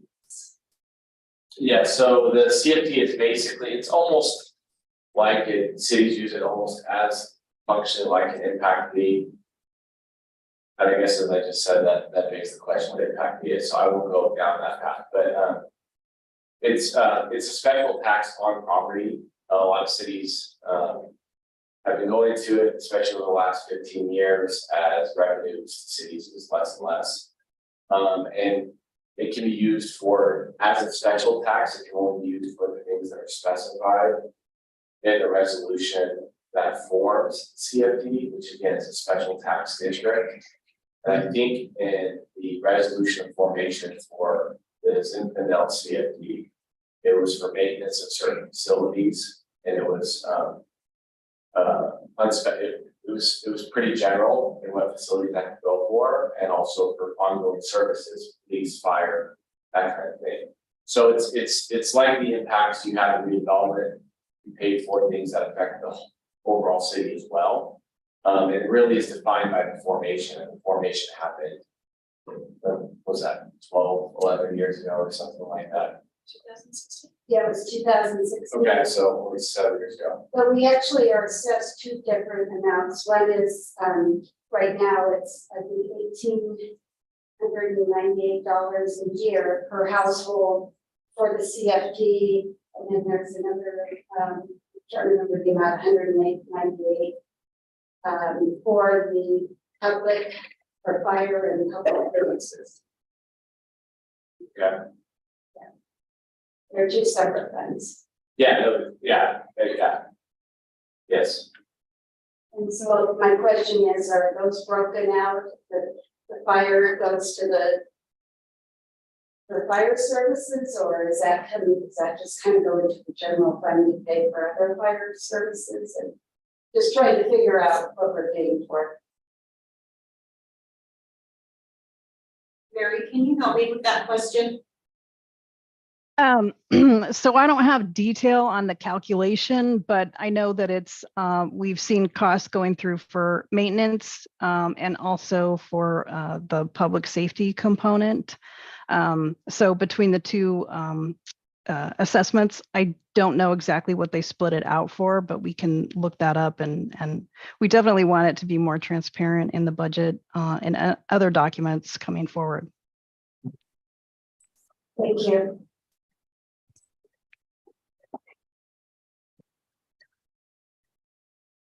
Okay, more public comment? Judy Turner. Are we the only CFD in Plymouth? Okay. And so, Mike, thank you for articulating so well what I was concerned about regarding funds and where they're going and approving anything else in the future without knowing what the actual budget is. Big concern of mine. So with that being broken out to fire and safety and jails and everything else, are we out of the CFD fund right now paying for all of that out of our fund? Or is there other funds that are put aside by the city that covers those things as well? So that we can understand, are we out of the CFD fund paying for all that? And the rest of Plymouth is benefiting from that. And no one else is paying into that with taxes or anything else. So it, to me, why I struggle with, and I understand, yeah, you've got to prove something to be able to move on. But I don't understand how anything, and I said this at the last meeting, can be put on the agenda to be paid for until this budget is pulled together and y'all know what money you have. I mean, I can't spend money in my household unless I know if I have it.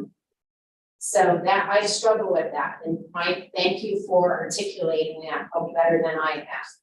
But a lot of money's gone in, we don't know where it's at, we don't know what the balance is, we don't know what it's being spent on. There's nothing that breaks that all out. So anyway, my comment.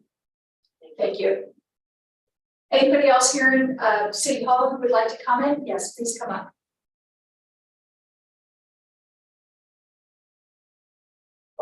Hi, I'm Joy.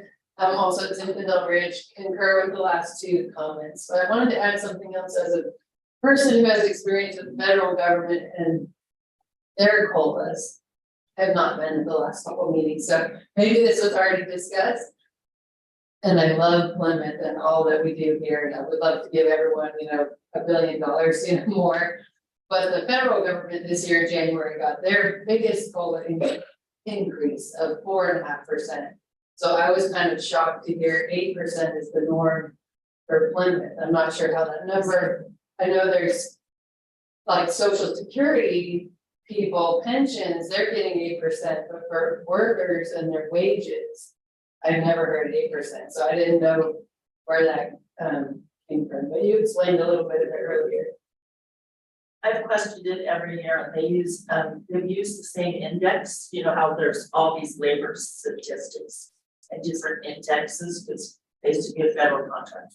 So they've used the same one every year, and that's the number that was on that index. Okay. Because I wouldn't want 8%. I don't know anyone who's getting 8%. I know our inflation is at 8%, so I wish everyone could get 8 or 10%. Yeah, there have been multiple jurisdictions in the county that have also gotten that from the index. And I don't believe the staff got a raise last year. So we're trying to put it. Yeah, oh, and maybe an alternative is if we're unsure of the budget to go in the middle or something, so you can move forward, but I agree it's hard to have a budget if we don't know where that funds are from. CFT account. That's it. Thank you. Anybody else here at City Hall who would like to comment on the agenda item? Hi, Jim Masters again. You mentioned a group called NBS in your letter. Could you tell us who that is? They were helping you define the CFP funds. NBS. Thank you. NBS is not helping me find the funds. They do an annual report on what is levied, and they produce a report annually that should be coming to council for acceptance, which the new report is in, and I'll be bringing that to the council. And it shows everything that's been levied, and it has charts in it, and it explains everything that they have taken. They manage the CFD to an extent of the levies, and they work with giving us a report. We can call and ask questions. Trust me, I've been asking questions. Our representative has been out of the office the last 2 weeks. And she and I are gonna be connecting at the beginning of next week for additional questions that I haven't been able to ask. We emailed back and forth, but to answer the rest of the questions, she really needs to be in the office. We have put all of NBS's reports online. If you go to the website and go to community and go to Zinfandel, you go to the Zinfandel page, if there's a link on there that says all the reports, all of the reports from the beginning of the CFD, they are all online now for you to review. You have access to all of them. We put them all online in the last week. So none of them were there before, and it's just for transparency. They will continue to be online and put online when we get them. The news report is also there, so you can look at that. So that's just incoming, it doesn't show what goes out of there. Correct. Okay.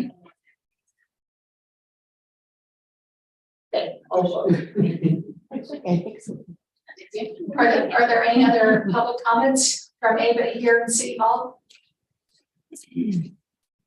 Okay, how about anybody on Zoom? Do we have any hands raised? Not at this time. Okay, so I'm going to close this now to public comment and bring it back to the council for further discussion or direction. I have a question. Well, so the CFD is coming in every year. I'm not quite sure where it's being stored, and yet we're paying the bills, right? The bills are being paid, the fire and the safety and so forth. Where's the money coming from to pay them if we don't know where our money is? Is it just being in the general fund? And it seems that pot of money is not being used specifically for those bills, and yet the bills are being paid. So I'm really confused, but Our police get paid out of our COPS grant that pays for our police contract 100% for the main part of town. for all of us. It pays for all of it. Of course, they want to renegotiate soon. It's been a contract since 2005. We've been getting police services for quite a deal. Right, I understand that. I have not looked at the fire contract, so I cannot answer Okay, well, fire, but I know police is paid 100% by the COPS grant. I understand that. But there are other bills, obviously we're paying them. I guess it's coming out of general fund or, It is coming out of the general fund, and they're being paid because council passed a resolution authorizing me to continue operations. Zimdale Ridge is, I think, 8 years old now. As I mentioned, the very first part was like 30 houses or whatever. It's got to be more, we're up to like 60 houses now, I think, or a little more than that. But anyway, it's increasing every year. Anyways, it's disturbing to not know where that money is and how it's being accounted for and getting down. Not your fault, just a lot of people that are just, they're looking at a couple of us up here that live out there and wonder why we don't know where their money is.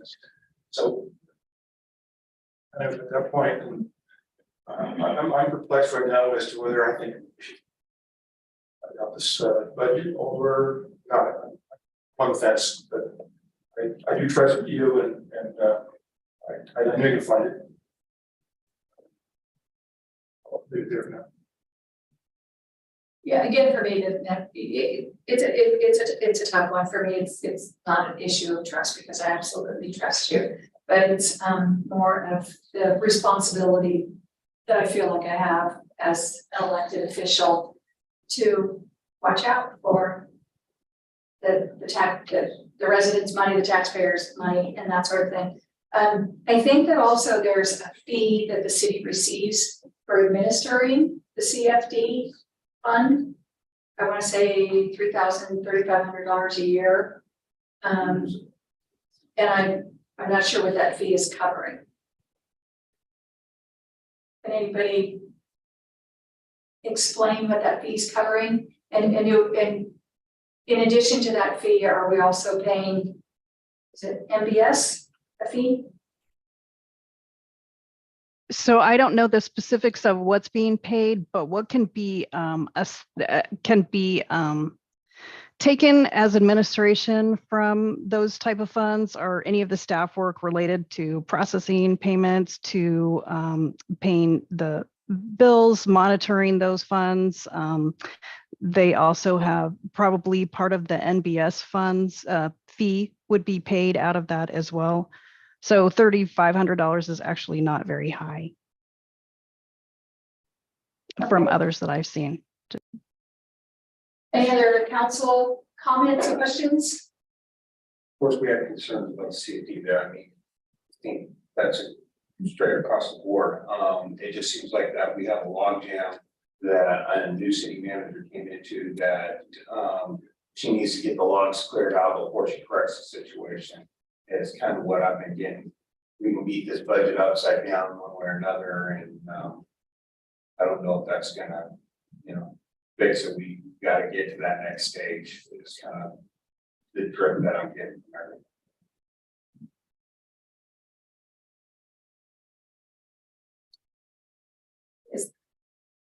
So I have one question, I guess, for Margaret and Mary both, right? And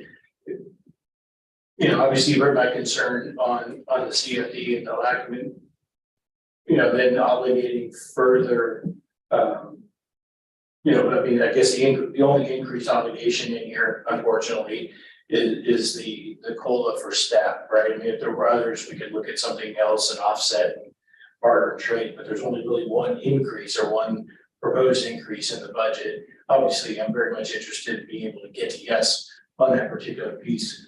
I would like to know where your comfort level is, that based off of what you've seen in the numbers, as the numbers are coming in, because I know this is still a developing story, you're getting new information as recently as today. And so where is your comfort level that this is going to work out? We're going to be in a position to be able to be sustainable within our ongoing general fund to absorb these cost increases with revenue once we identify and cut out or parcel out the CFD. I don't know if that was clear. I'm comfortable, or I wouldn't have recommended the increase. Mary has run the numbers more than I have.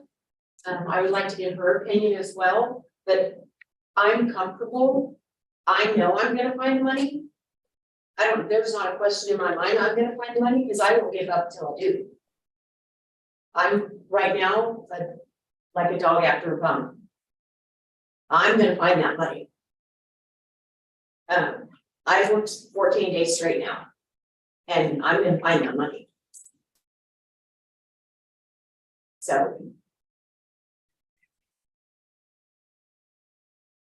And I can just add that based on the dollar amount that we're talking about and the fact that we go through annual audits, I have a high comfort level with this as well. Your revenues are outpacing your expenditures. So even if there was some repayment, I see that as being possible. And hopefully that's just not the case, but the funds are there if you need to do that.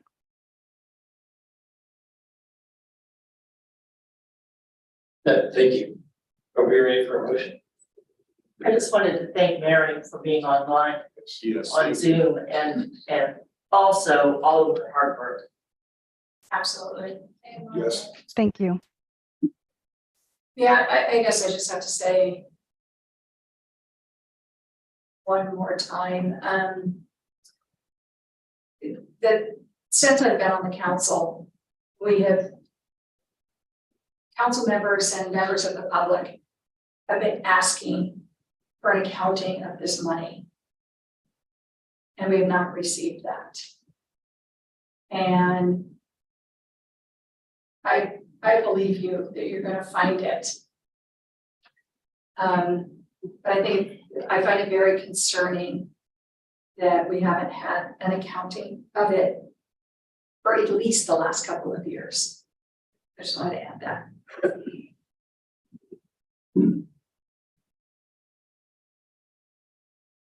Do we, would anybody like to make a motion or give staff direction, or where do we want to go with this?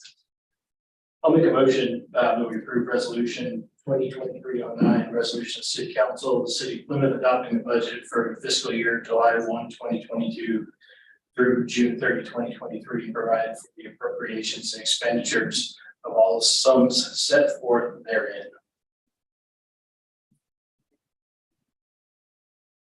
I'll second that motion. Councilmember McLaughlin. Aye. Councilmember Wright. Councilmember Kleinfelder. Aye. Vice Mayor Sim. No. Mayor Ackerman. Yeah. Motion passes 3-2. May I say, just briefly on this comment. I did want to say that I'm about as tight and anal about budgets and money as anybody could possibly be. And so I don't mean fully describe my whole Freudian self, but it's if I were to come to, this particular case, I assure you as a council, to its residents, we're gonna unpack this, we're gonna figure this out, and we're gonna get it straight. So you're not gonna be sitting here in 6 months asking where things are at. Our budget is gonna be itemized, our budget's gonna be articulately clear, and you're gonna know exactly where money's going because we're gonna have itemized pieces of the budget. Margaret's talked extensively about it. And so this motion wasn't, in approving this budget for me tonight, was not something taken lightly. This is a budget that's 8 months past due. We need to be able to get this in place to give us the ability to now switch gears and get our affairs, our transparency and everything in order so that for fiscal year 24, you'll be sitting in this room for our budget approval and you'll be able to read and find the answers to your questions. So I'm sorry for my monologue, but I think it's just important for context. So, but thank you so much for being here and engaging in this. I just want to remind the council that the budget really is a planning document and can be changed and updated at your pleasure. It's fluid. Thank you. Okay, item 7.4, to adopt resolution 2023-06, approving job specifications, job classifications, and setting the hourly wages. Okay, please have a staff report. I've tried to bring this item at every meeting in January so far. I think I have it nailed down. So in March of last year, a city manager promoted 4 employees, but there were not job specifications for those positions. And Councilmember McLaughlin, I have to apologize to you. You asked the question on Zoom at one of the meetings if that had come to council, and I told you they had. I was mistaken. That was not brought to council. Since I told you publicly that they had, I wanted to tell you publicly that they have not. So in this item is a little bit convoluted. There are multiple actions I'm asking for the council. I'm asking the council to approve the job specifications, set the wages for the positions. I am asking for the 4 positions that were promoted that they receive a 5% pay increase for the additional duties that they were given when they were promoted, which the city manager on his way out the door, and the memo that I provided in the packet alluded that they would be receiving during the budget process. I'm asking for the operator and training position be approved, which will, like I discussed previously, is the training position to get one of our current employees up to speed so they can be the operator at the wastewater treatment plant. He's currently an employee, and we would backfill his position as a maintenance worker. I'm asking for a part-time office assistant to assist the director of public works and myself to get the office work done that we're not able to get to. Asking for an account clerk 1-2, so that we can have some separation of duties in the finance department, so one person is not doing all of the finance work.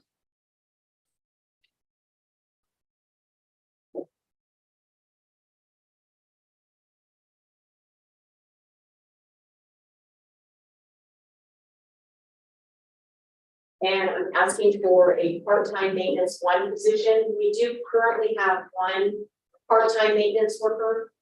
And so this maintenance 1 position would work the back half of the week, so it would make a full-time person, so to speak, so that we would always have 3 people on instead of 3 people for half of the week and 2 people for the rest of the week, so that we could respond appropriately to things. Part-time Jeff or Matt? It's not Jeff. It's Mark. Okay. Thank you. I'm like, those, neither one of those is right. That's my face. Come to election. Like this, right?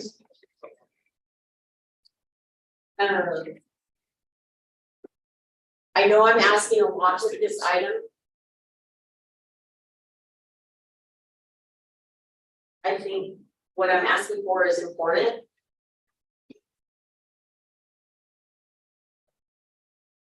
The account clerk 1-2 position will be paid for with the amount of overtime that our senior accountant is currently working. She is working an enormous amount of overtime to get work done. That will come down significantly or be eliminated, which would pay for the account 1-2 position, or at least a significant amount. The office assistant part-time could partially be paid for by the savings of not billing the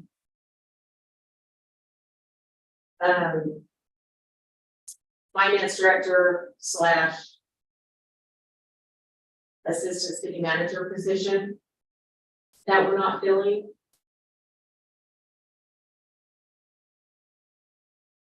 I don't have a way to pay for the maintenance 1 worker, so I would give up the office assistant before I would give up the maintenance worker. It's the same rate of pay for both positions. If I had to choose one, I would give up my assistant person in the office before I would give up the maintenance worker.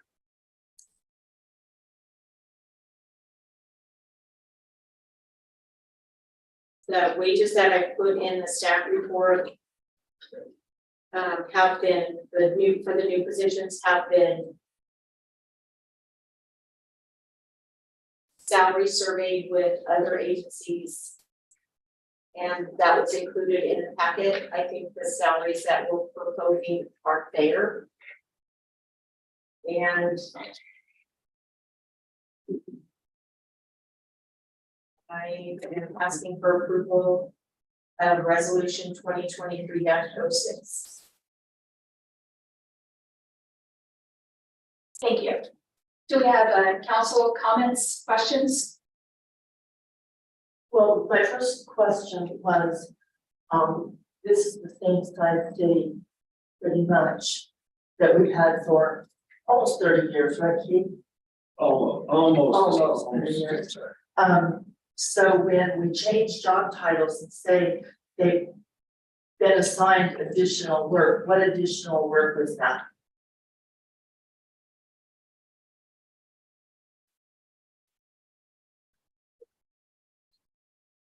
Right answer? So the senior accountant, he was given a lot of the work that the previous finance director was doing. When he left, she was given a lot of that work. The administrative analyst was given additional work from the building department and the website. And the director of public works stepped up from the deputy director of public works, so she's handling a lot more of administrative paperwork, filing reports with the state that she was not doing before. But I guess my question was, is because what we're looking at is positions and classifications, not people. Because they're the same jobs. So because when the finance clerk is taking on some of the responsibility from the no longer with us finance director, that is not normally part of that classification. That's working out of class. So what is the difference between the previous classification and the new classification in workload?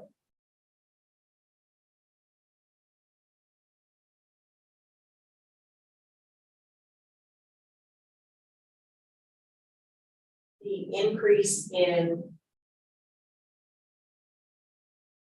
It's a tough one because I wasn't here I before. know.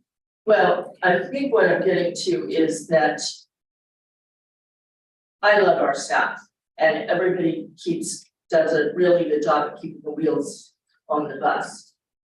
But the way this was handled by a former city manager without council authority writing a memo, and it's titled internal memo on the last day in this building, is not how you do things.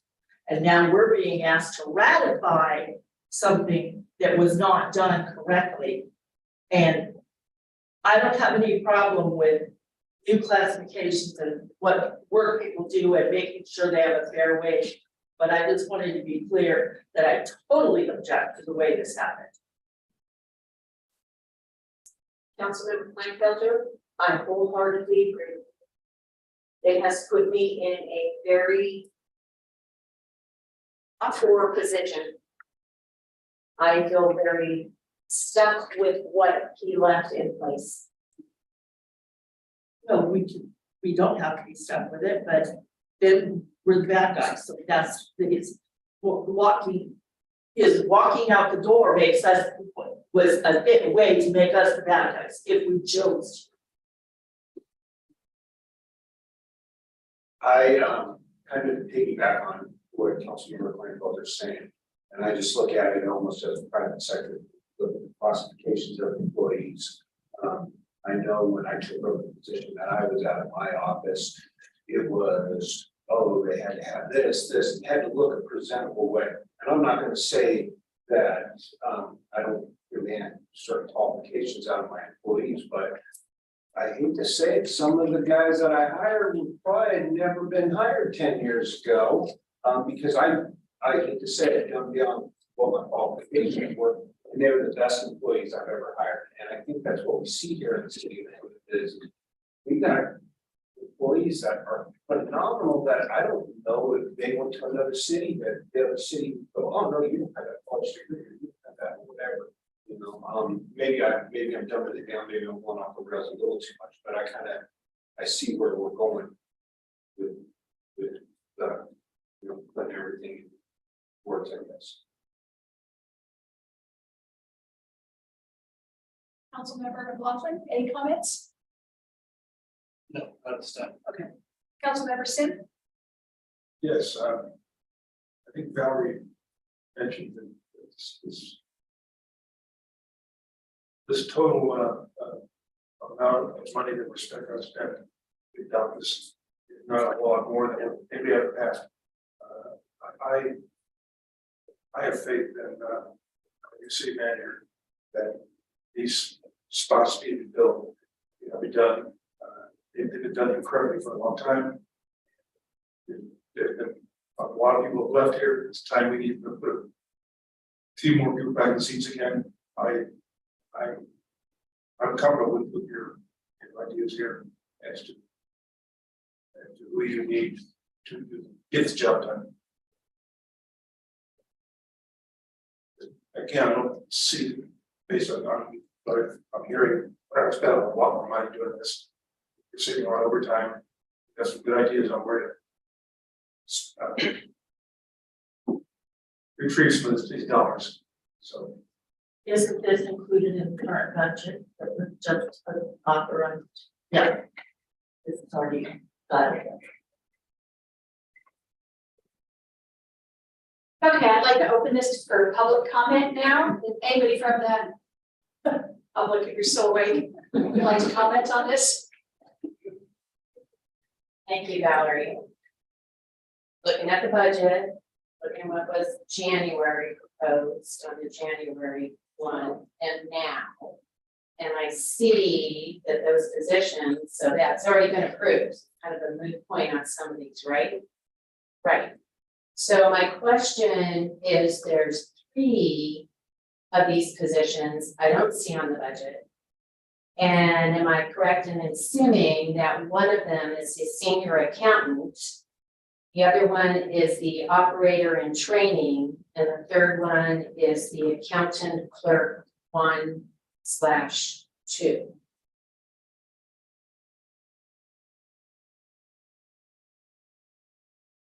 Wasn't sure about the maintenance person. Anyway, so if this is confusing to me because some are included in the budget, others aren't.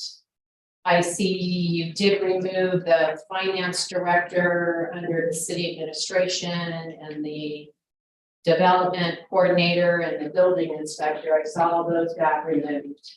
That money. But I don't see these other peaks on here. On your budget. That can all agree.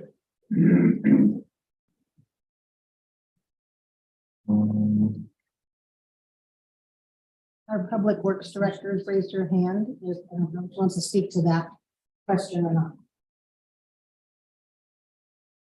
Do we have a city staff member who Yes. can comment? Okay. Kathleen? Kathleen?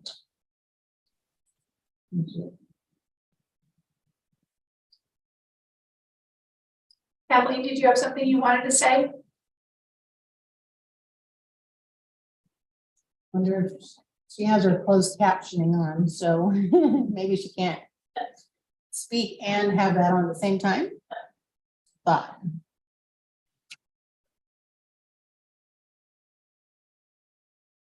Are you able to? I let her know we can't hear her. Are you looking at the budget in tonight's packet? Yep. And I looked at January's to compare the numbers. Okay, because I'm looking at the budget from tonight's packet and I see the senior accountant and the account clerk and the maintenance worker in the budget. Under personnel, Yes, see them, the city, where? on page 17. I'm on page 20, personnel. In the budget in today's packet, it's page 17 at the bottom. Looking at this breakdown, Some people aren't in city administration or public works, they're charged out somewhere else. There's allocation. Page Oh. 17 has a list of the employees that they authorized. so they're not part of this. They could be allocated somewhere else in the budget. Oh, I just went by personnel position, so. That's okay. So they are in here. It is a good plan for Judy, and a lot of people get confused by how government agencies have to allocate a person to different funding sources throughout the budget. Oh, okay. So then the other people that I thought were removed aren't really removed, we're still in here. No, I'm looking at page 20 now. Okay. I see the senior accountant under city administration. I see the accounting clerk. I see the new maintenance one worker at the bottom. Right. The operator in training is missing on this page, but we have the chief wastewater plant operator. The operator in training will take that chief wastewater plant operator when he passes his certification. Okay. What am I missing? Okay, I'm looking at page 17. Yes. And I see the people on there, but I don't see their salary on there for the budget purpose. Anyway, that's, you know, when I'm looking at what you're spending. Right? Like we talked about. I don't know, and maybe it's because I don't understand how to read these, I don't know, but I'm just like, okay, I got 17 too. But it doesn't tell me how much those people. They're on here. They are on page 20 there, I see them. So perhaps if I could suggest, could we take this part of the discussion? Have that. Maybe Judy and Margaret, you can spend some time. My main question is, are all these people that are on this, that are being, she's asking to get approved for the additional money in the budget? Or are there some that are on here but in the budget and some that need to be added to the budget? They were included in the budget with the hopes that they would approve it, knowing that if they did not get approved, we would pull them out. Okay, so if, even though the budget got approved and this didn't get approved, We would pull the items out of the budget, okay. And then on the bottom of page 19. Has the allocation chart. So it goes through general fund, water, sewer. And that's how we usually allocate. Of where the funds come out of. Yeah, well, each full-time equivalent. Okay, thank you. Thank you. Is there anybody else here in City Hall who would like to make a public comment on this item? Is there anybody on Zoom who has any comments on this agenda item? Yeah. No, not at this time. Okay, so I'm going to close public comment now and bring it back to the council for if anybody would like to make a motion or if we want to give staff direction. Madam Mayor, Yes. I just want to make a comment because I want to make it perfectly clear that the salaries for the top 4 positions in the staff report does include a 5% raise. I just want to make that clear and upfront so I'm transparent. Okay, thank you. But and that has been included in the budget. Or Is Mary still online? Yes. Mary? Is Yes, the that's five- included. Yes, it's included. yes, okay. Thank you for stating that though. And that was promised to them by the previous city manager, correct? He promised an increase. He didn't promise how much. Percentage, but he promised an increase. Yeah, I just felt that 5% was. And did everybody see the new salary chart I did? Did you like the format? Yeah. The range. Okay. I just have to make one final comment and then I'll probably make a motion. Is that I hate to be in a position as a government agency and having to do things retroactively. And, you know, we have to play catch up because you didn't have the stuff together or somebody did something that you have to now fix. I don't want to be put in those positions. I don't want to be surprised. I don't want to at the time that we're spending people's money, we don't know we're spending it, so we are spending it later to catch up. Yeah. So on that, I will make a motion to pass resolution 2023-06.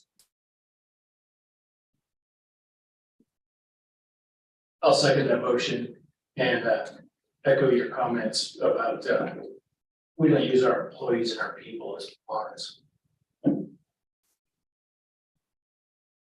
Councilmember Kleinfelter, Aye.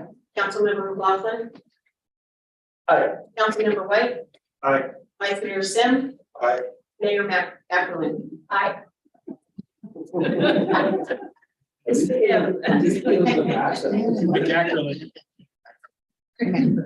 This is sound effect. No, we're gonna get those face masks. Okay, moving on to item 7.5, consideration of moving the corporation yard, should say yard, yeah, onto city property. And please have a staff report. Okay, so. I did not realize that the corporation yard was not on city property when I started, until I got a lease agreement to pay the fairgrounds. And I'm like, what? So, and they want to raise the rates July 1st. So I'm like, why don't we move it onto city property where we're gonna put the water tank?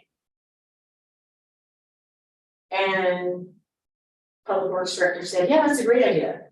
So I wrote my staff report and it went out in the packet.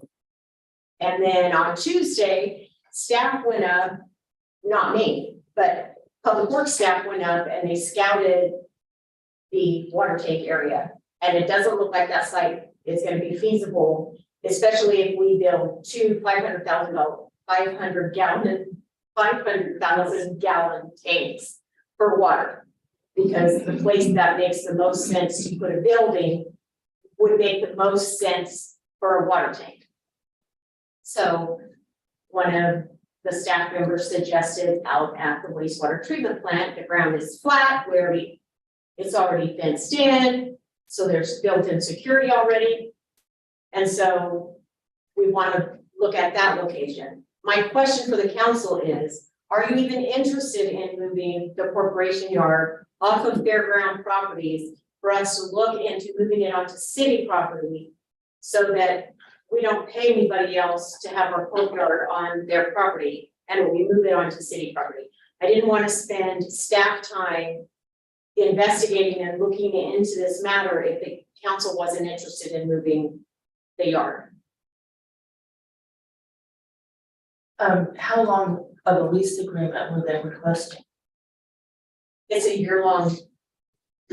Well, it would take us at least 1 year, in my mind, to have something from design to build. Public work it's a huge task to come up with, even if we did a metal building and all the fencing.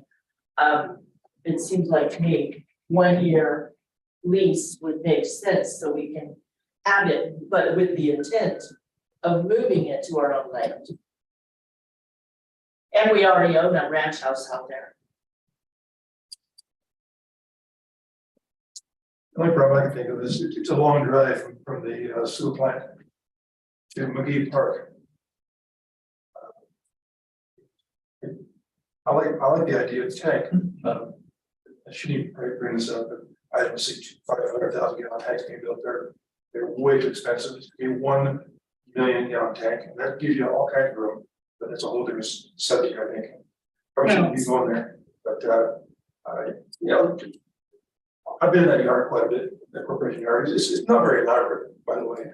It's a lean-to and 4 or 5 containers over there, which I've been constructing sites all my life. And quite often, what they do is they stack containers, either 1 high or 2 high, and put a roof over it. And what thing goes, you got a shop. I don't know how much time these gentlemen spend over in that yard. Guess it's not very much. But 1 month move. In my opinion.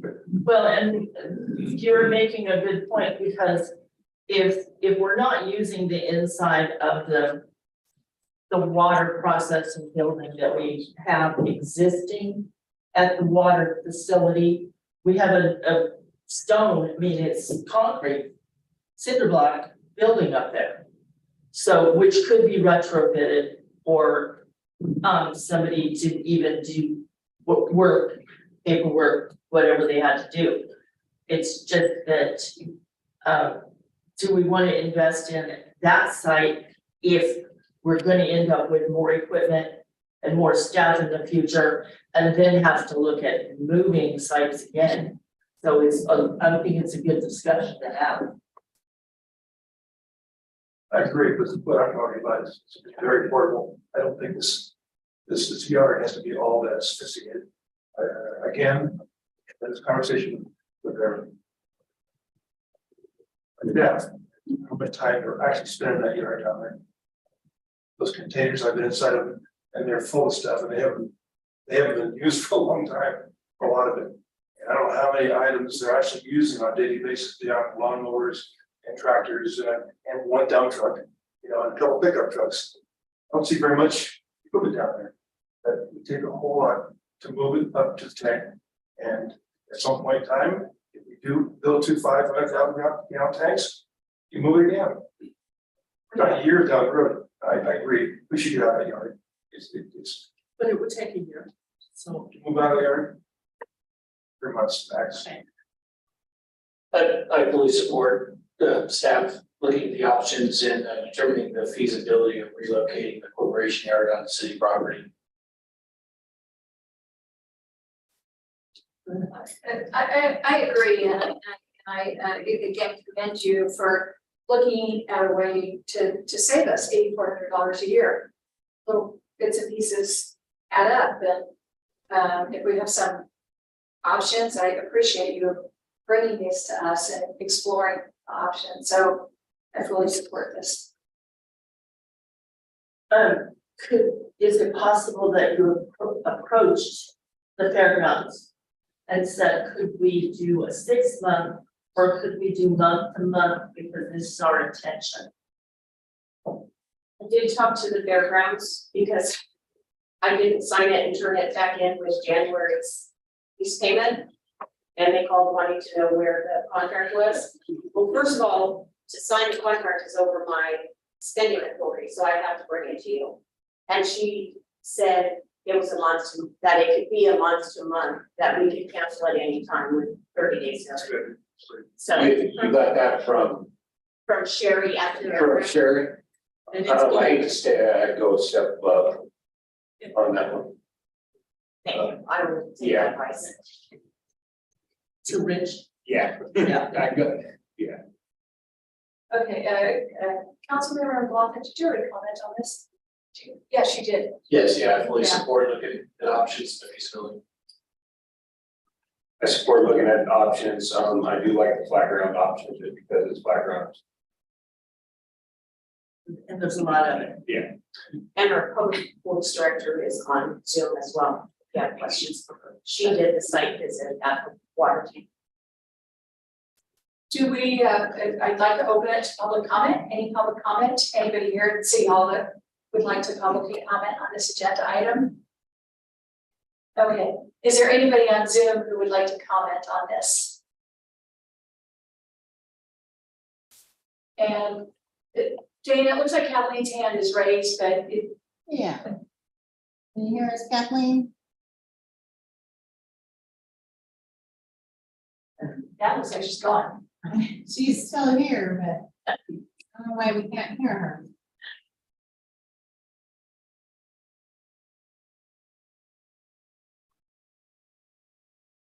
That'll help.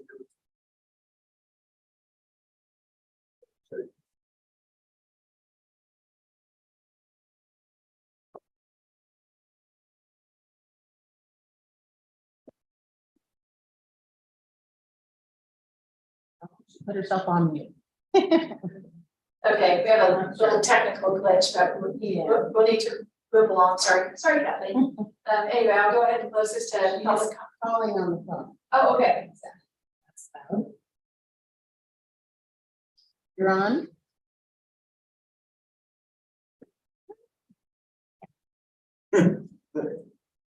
Sorry, hang on. Oh, what's going on? It's back here. Just have to go on. There she is.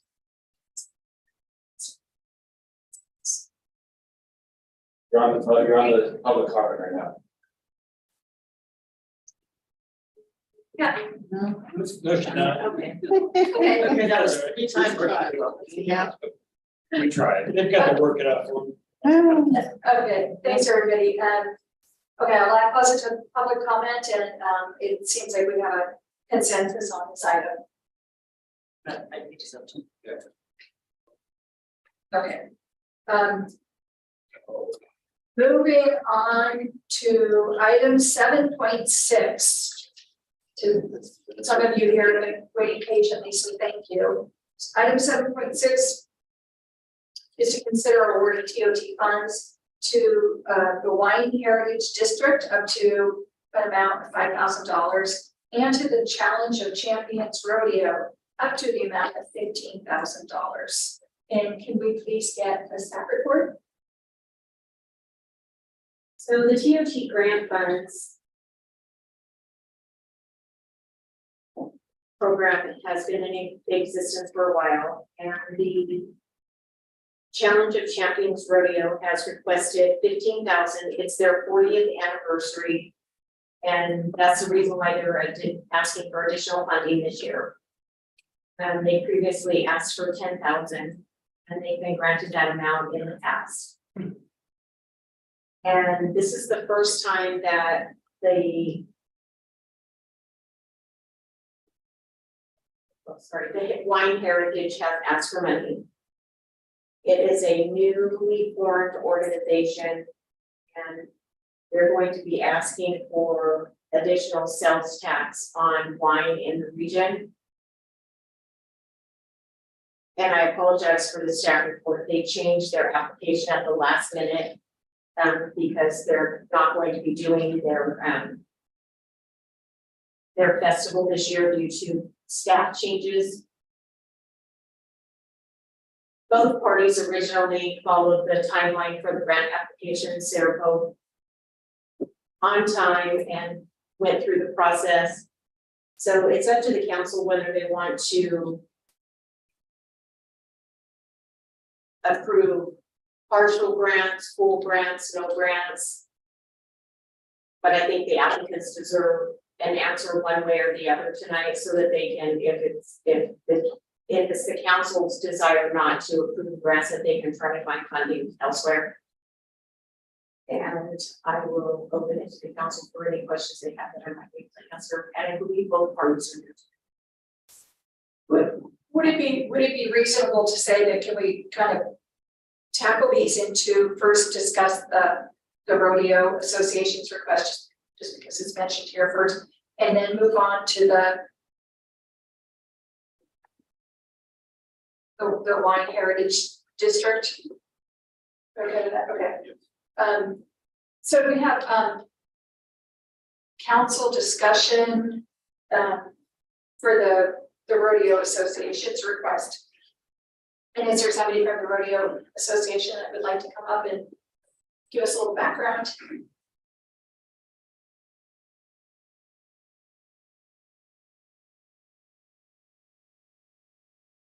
Good evening, Craig Williams. I'm the volunteer producer of the Challenge of Champions. And one quick vote of correction, it's not 40 years, it's 25th year. The 40, interestingly enough, is the number of professional cowboys right now participating that have come through Plymouth. So we've got quite a few folks that it's like the NFL when they start at a certain high school. Anyway,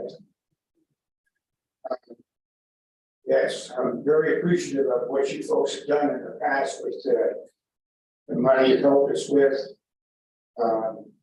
Typically $10,000 would work. We had the unforeseen expenses, and also with the current situation with our economy to break even. That's why I asked for the 15,000. Typically, and I looked on here, it looks like we've got not as much TOT money that in the past when I do that. And that's relative to why I kind of went to the 15,000. You've been very generous with the $10,000. Two things are my concern, and that's to put on a quality event that we've had in the past.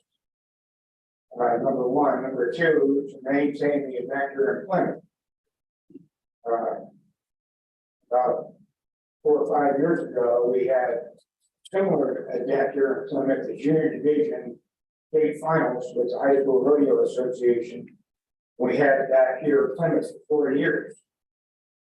And another fairgrounds opted to make an offer to move it. And so now it's in Red Bluff. And then the economic impact from that moving is probably the same if the challenge moved, and there's always folks in the California High School Association that would like to see that in their backyard rather than here in Plymouth. And one of the reasons that they do is because we don't have a covered arena. So in March, we can have difficulty with rain. But fortunately, we've proved in past times, we have an engineered footing out there in that arena. We can take whatever God wants to give us in the way of rain, and it's got a drain system that can move that water off very efficiently. And in past times, we've had safe events with the footing maintaining a safe environment, even in heavy downpours. So as many years we've had rain here in Plymouth, but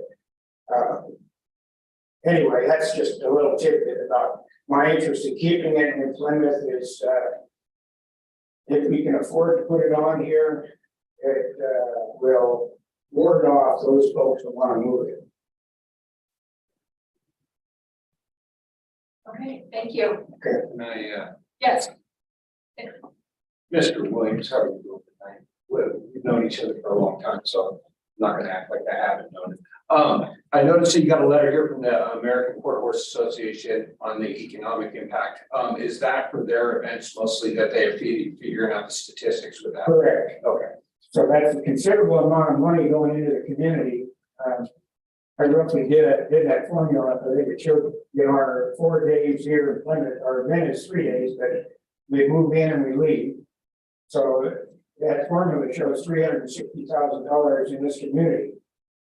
So if it can be applicable to this event, which is yet to be determined, but that's the closest thing I had going to base it on. So Thank you. And not that I want to add, but for any individuals who do not understand what this event actually represents, of course, I am a very big proponent of anything that teaches leadership with kids. And I know you think rodeo, how does that teach leadership with high school kids? Trust me, it teaches a lot of impact with leadership. With I came up through High School Rodeo Association myself. This rodeo used to be what they call the Junior Grand Nationals down in San Francisco at the Cow Palace. It is a big deal to the state of California for these kids that ride. Your state championship takes 5 riders, and correct me if I'm wrong on all this, it's been whatever, 30 years for myself. The state championship takes the 5 top riders in each event, and that's how you compete for the state. This takes the top 3. So we're even getting that higher class of individuals at high school. This would be like seeing your high ranked #1 teams play football at high school level in Texas. These are the best of the best, and you'd be shocked at how many riders out of California we have that go on to be pros. Every year when I go to Las Vegas in December, I go to watch the World Championship. Some of them riders have gone through Plymouth at this rodeo. So I just wanted to, sorry, Craig, I just wanted to add on to that, just like the impact. 4 world champions. Yeah. Any other questions? I have a question. Last year, we granted $10,000, but I thought that was because the year before, there wasn't anything.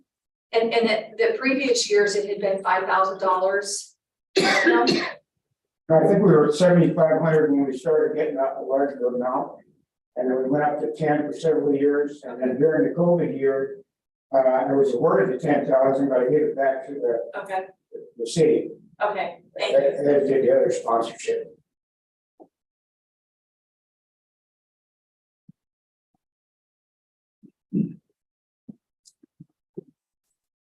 Oh, you got one right behind you. Hi, John. This guy. This Hey, guys. Well, I've got a grandson that was in high school rodeo. And through that process, he was able to get a scholarship to California. It was a rodeo scholarship. It's paying for his education. And I'll start out with the high school rodeo and this year. And I've been familiar with the breed not for a long time. And this gentleman here has been unbelievable. I've been down there where they had the board of directors meetings. They used to have them here at Plymouth in conjunction with the rodeo, the senior high school rodeo. And I saw him, Craig, Craig fight to keep that rodeo here in Plymouth. And they tried to also keep the junior rodeo also, they all stepped back. And so there was a lot of people, the people from Bishop actually brought the mayor and city manager and group of probably 15 people trying to get this rodeo at Bishop. And it was the same way with the other areas. Craig was able to go up to keep the senior high school rodeo. I had a couple of questions.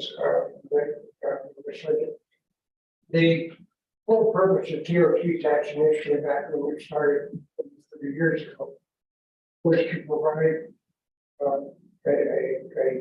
way of producing money for tourist support. And with a portion of it going to infrastructure, obviously, for the impact of this events create on the local impact. But the majority of it was to go through and recirculation of more tourist advertising in here. And then it passed by that, we weren't not big requests. So cycle off the general part of it. When we had 6%, we were still given at that time. $20,000 to the veterans, because they had four events that they would have a year. And they were getting $5,000 a year for each one of those events. But there's sort of a substantial amount of money for tourists that endeavors. Since then, the veterans having those events are starting to money for. I think we scared them all with all the requirements we had. But it's created a financial hardship on the Veterans Association. I don't have any to put the events on. And so it concerns me that I don't know what the total number is. I was trying to find out. I see that's the budget today. Does anybody know, can they give me a number of the total number of money that's collected for TOT tax? Is that a number that's?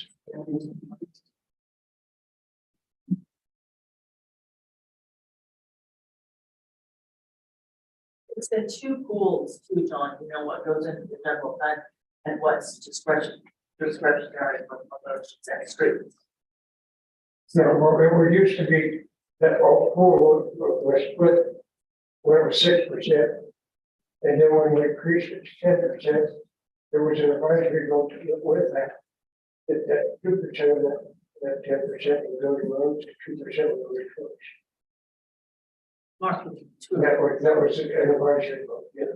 Trying the same balance that the lower rate from 6 to 10. But that didn't do away with what that did was increase the amount of money that the 6% going to towards and then only made it general. So I'm trying to figure out what percentage of the money we're collecting is actually going into towards. And when the whole purpose of the TOT tax initially was for tours. And now it looks like we're using it probably 80% of our general funding, the general funds. Do we know what that means? I don't. We're seeing, I saw here a number in Craig's list that said that a balance of $23,000 left in the account. I don't know what that means. 23,000 is. That's in the grant fund account. So there's a separate grant fund account. Do we know what the total of that grant fund account is a year? I do not know what it is a year. I do know It's what it usually is right about now. 50. It's usually between 40 and 50. What? Between 40 and 50.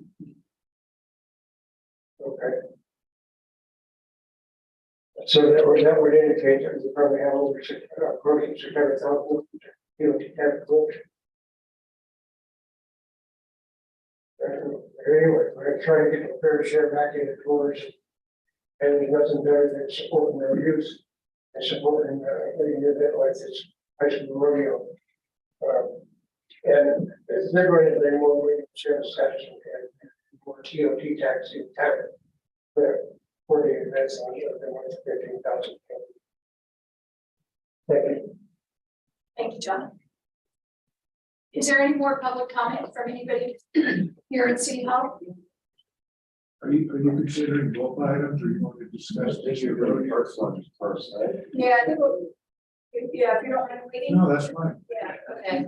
How about anybody on Zoom? Anybody have public comments on Zoom regarding, we're focused on the rodeo issue right now. Okay, it doesn't look like anybody's on Zoom, so I'll close it to public comment. And I did have a question for Mr. Williams. I'm not sure if he's still here. He did? Oh, okay. I can't, okay, I'm sorry, it's too still.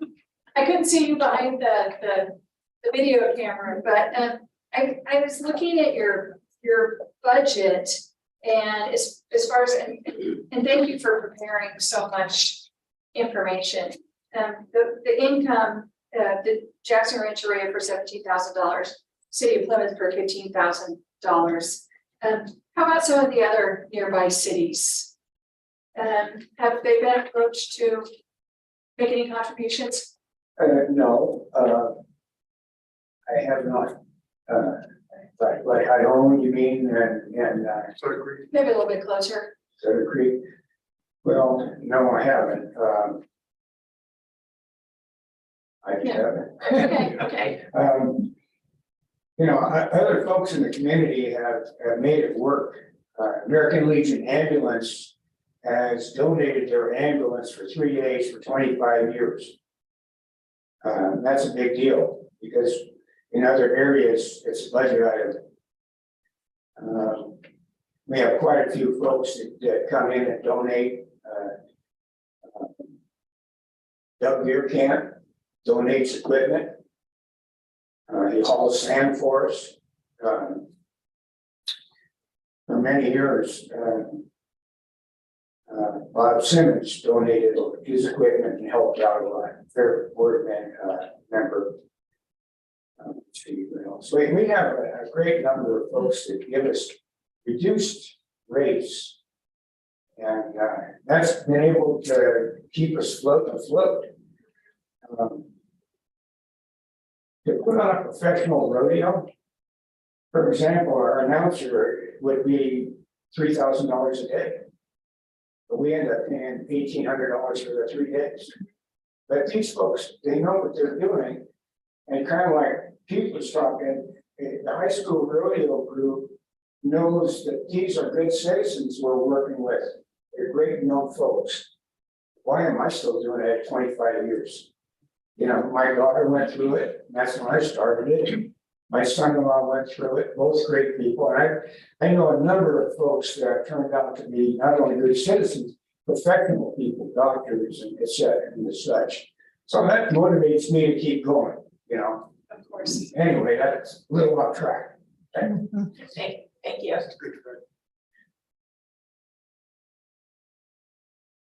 Any other council discussion or questions?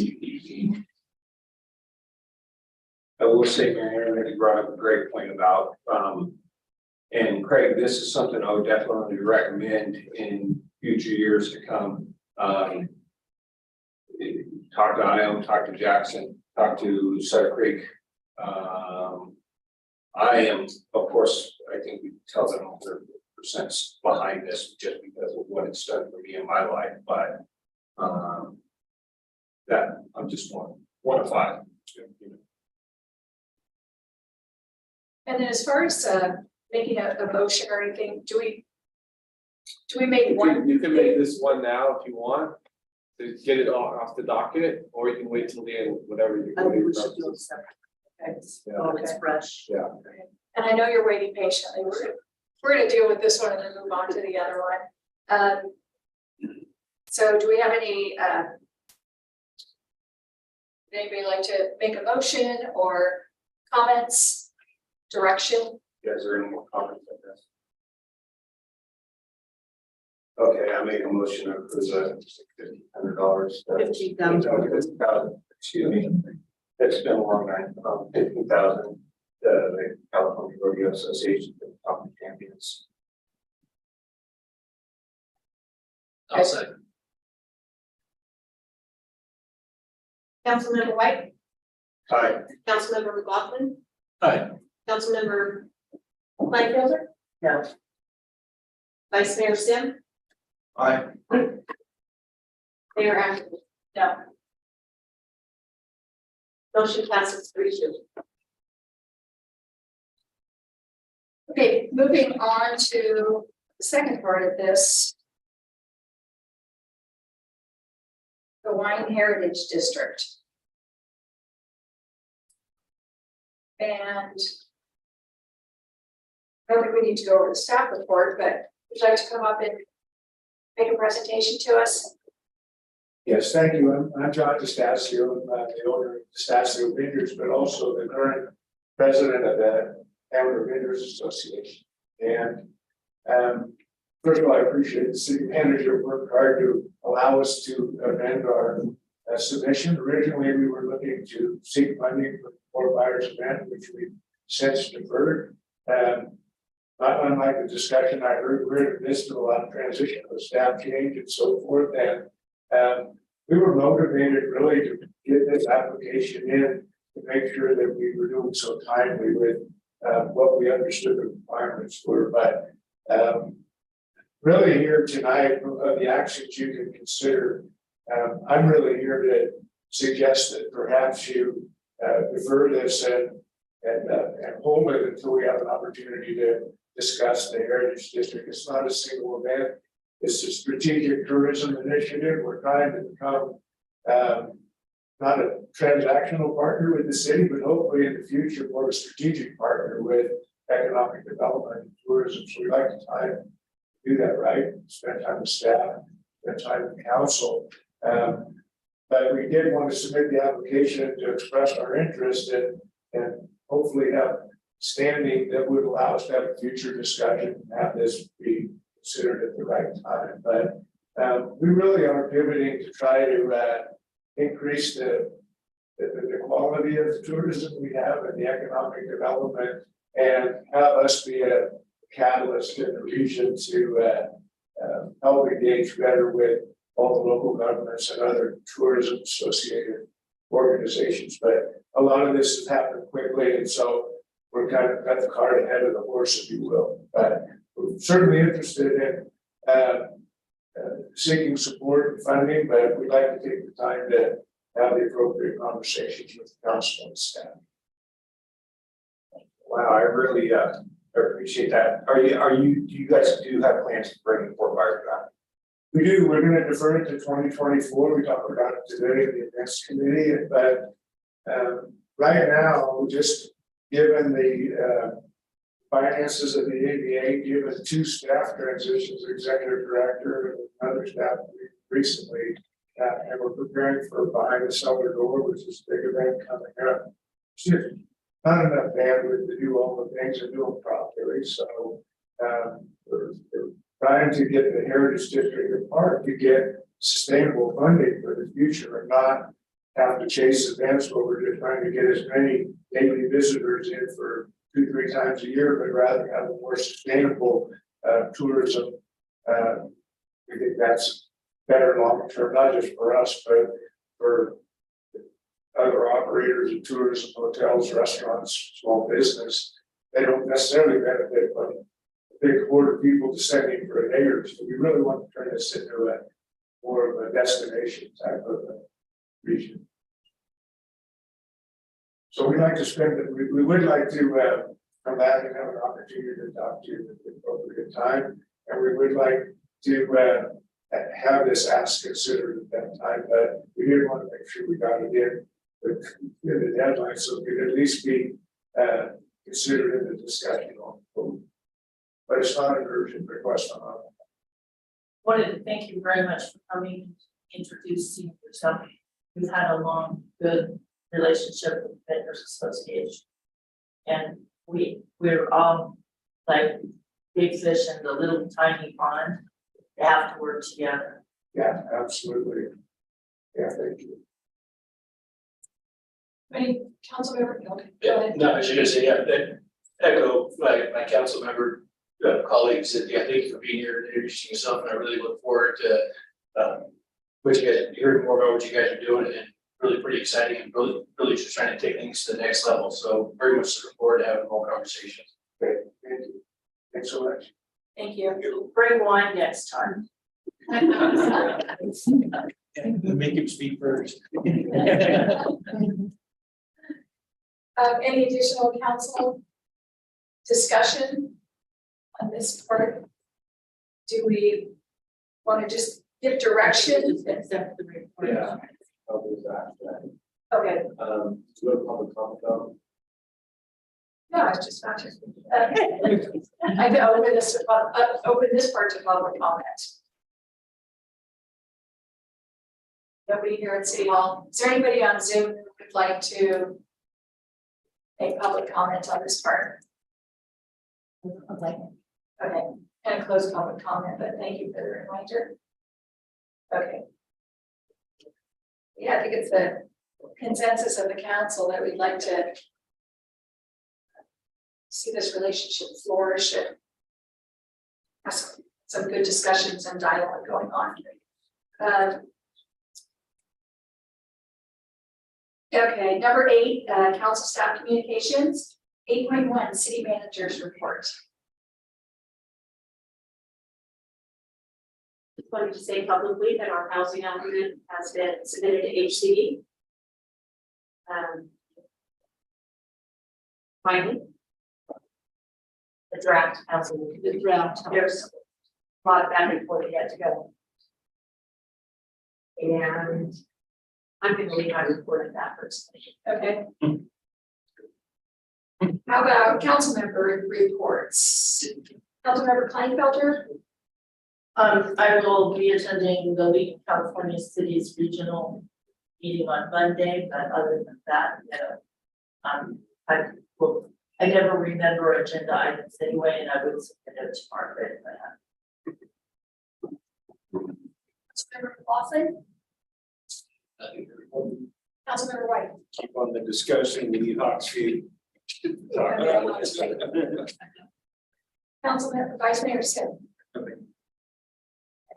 And I just wanted to share, again, like he said earlier, you know, it's unfortunate that we had a fire in our community last night. Grateful that I don't think that there were, not aware of any serious injuries or anything, except I did read that a firefighter did have sustained an injury. So we hope for a speedy recovery for the firefighter. It was impressive to see all the different cities that provided support I own El Dorado, I'm gonna forget, Sutter Creek, and of course, Cal Fire and Memorial Fire. So, thank you to everybody who responded.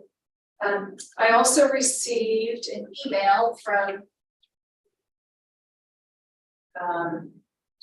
somebody regarding ACTC has a survey that they would like us to disseminate. They're doing a needs survey having to do with transportation, and they're especially looking at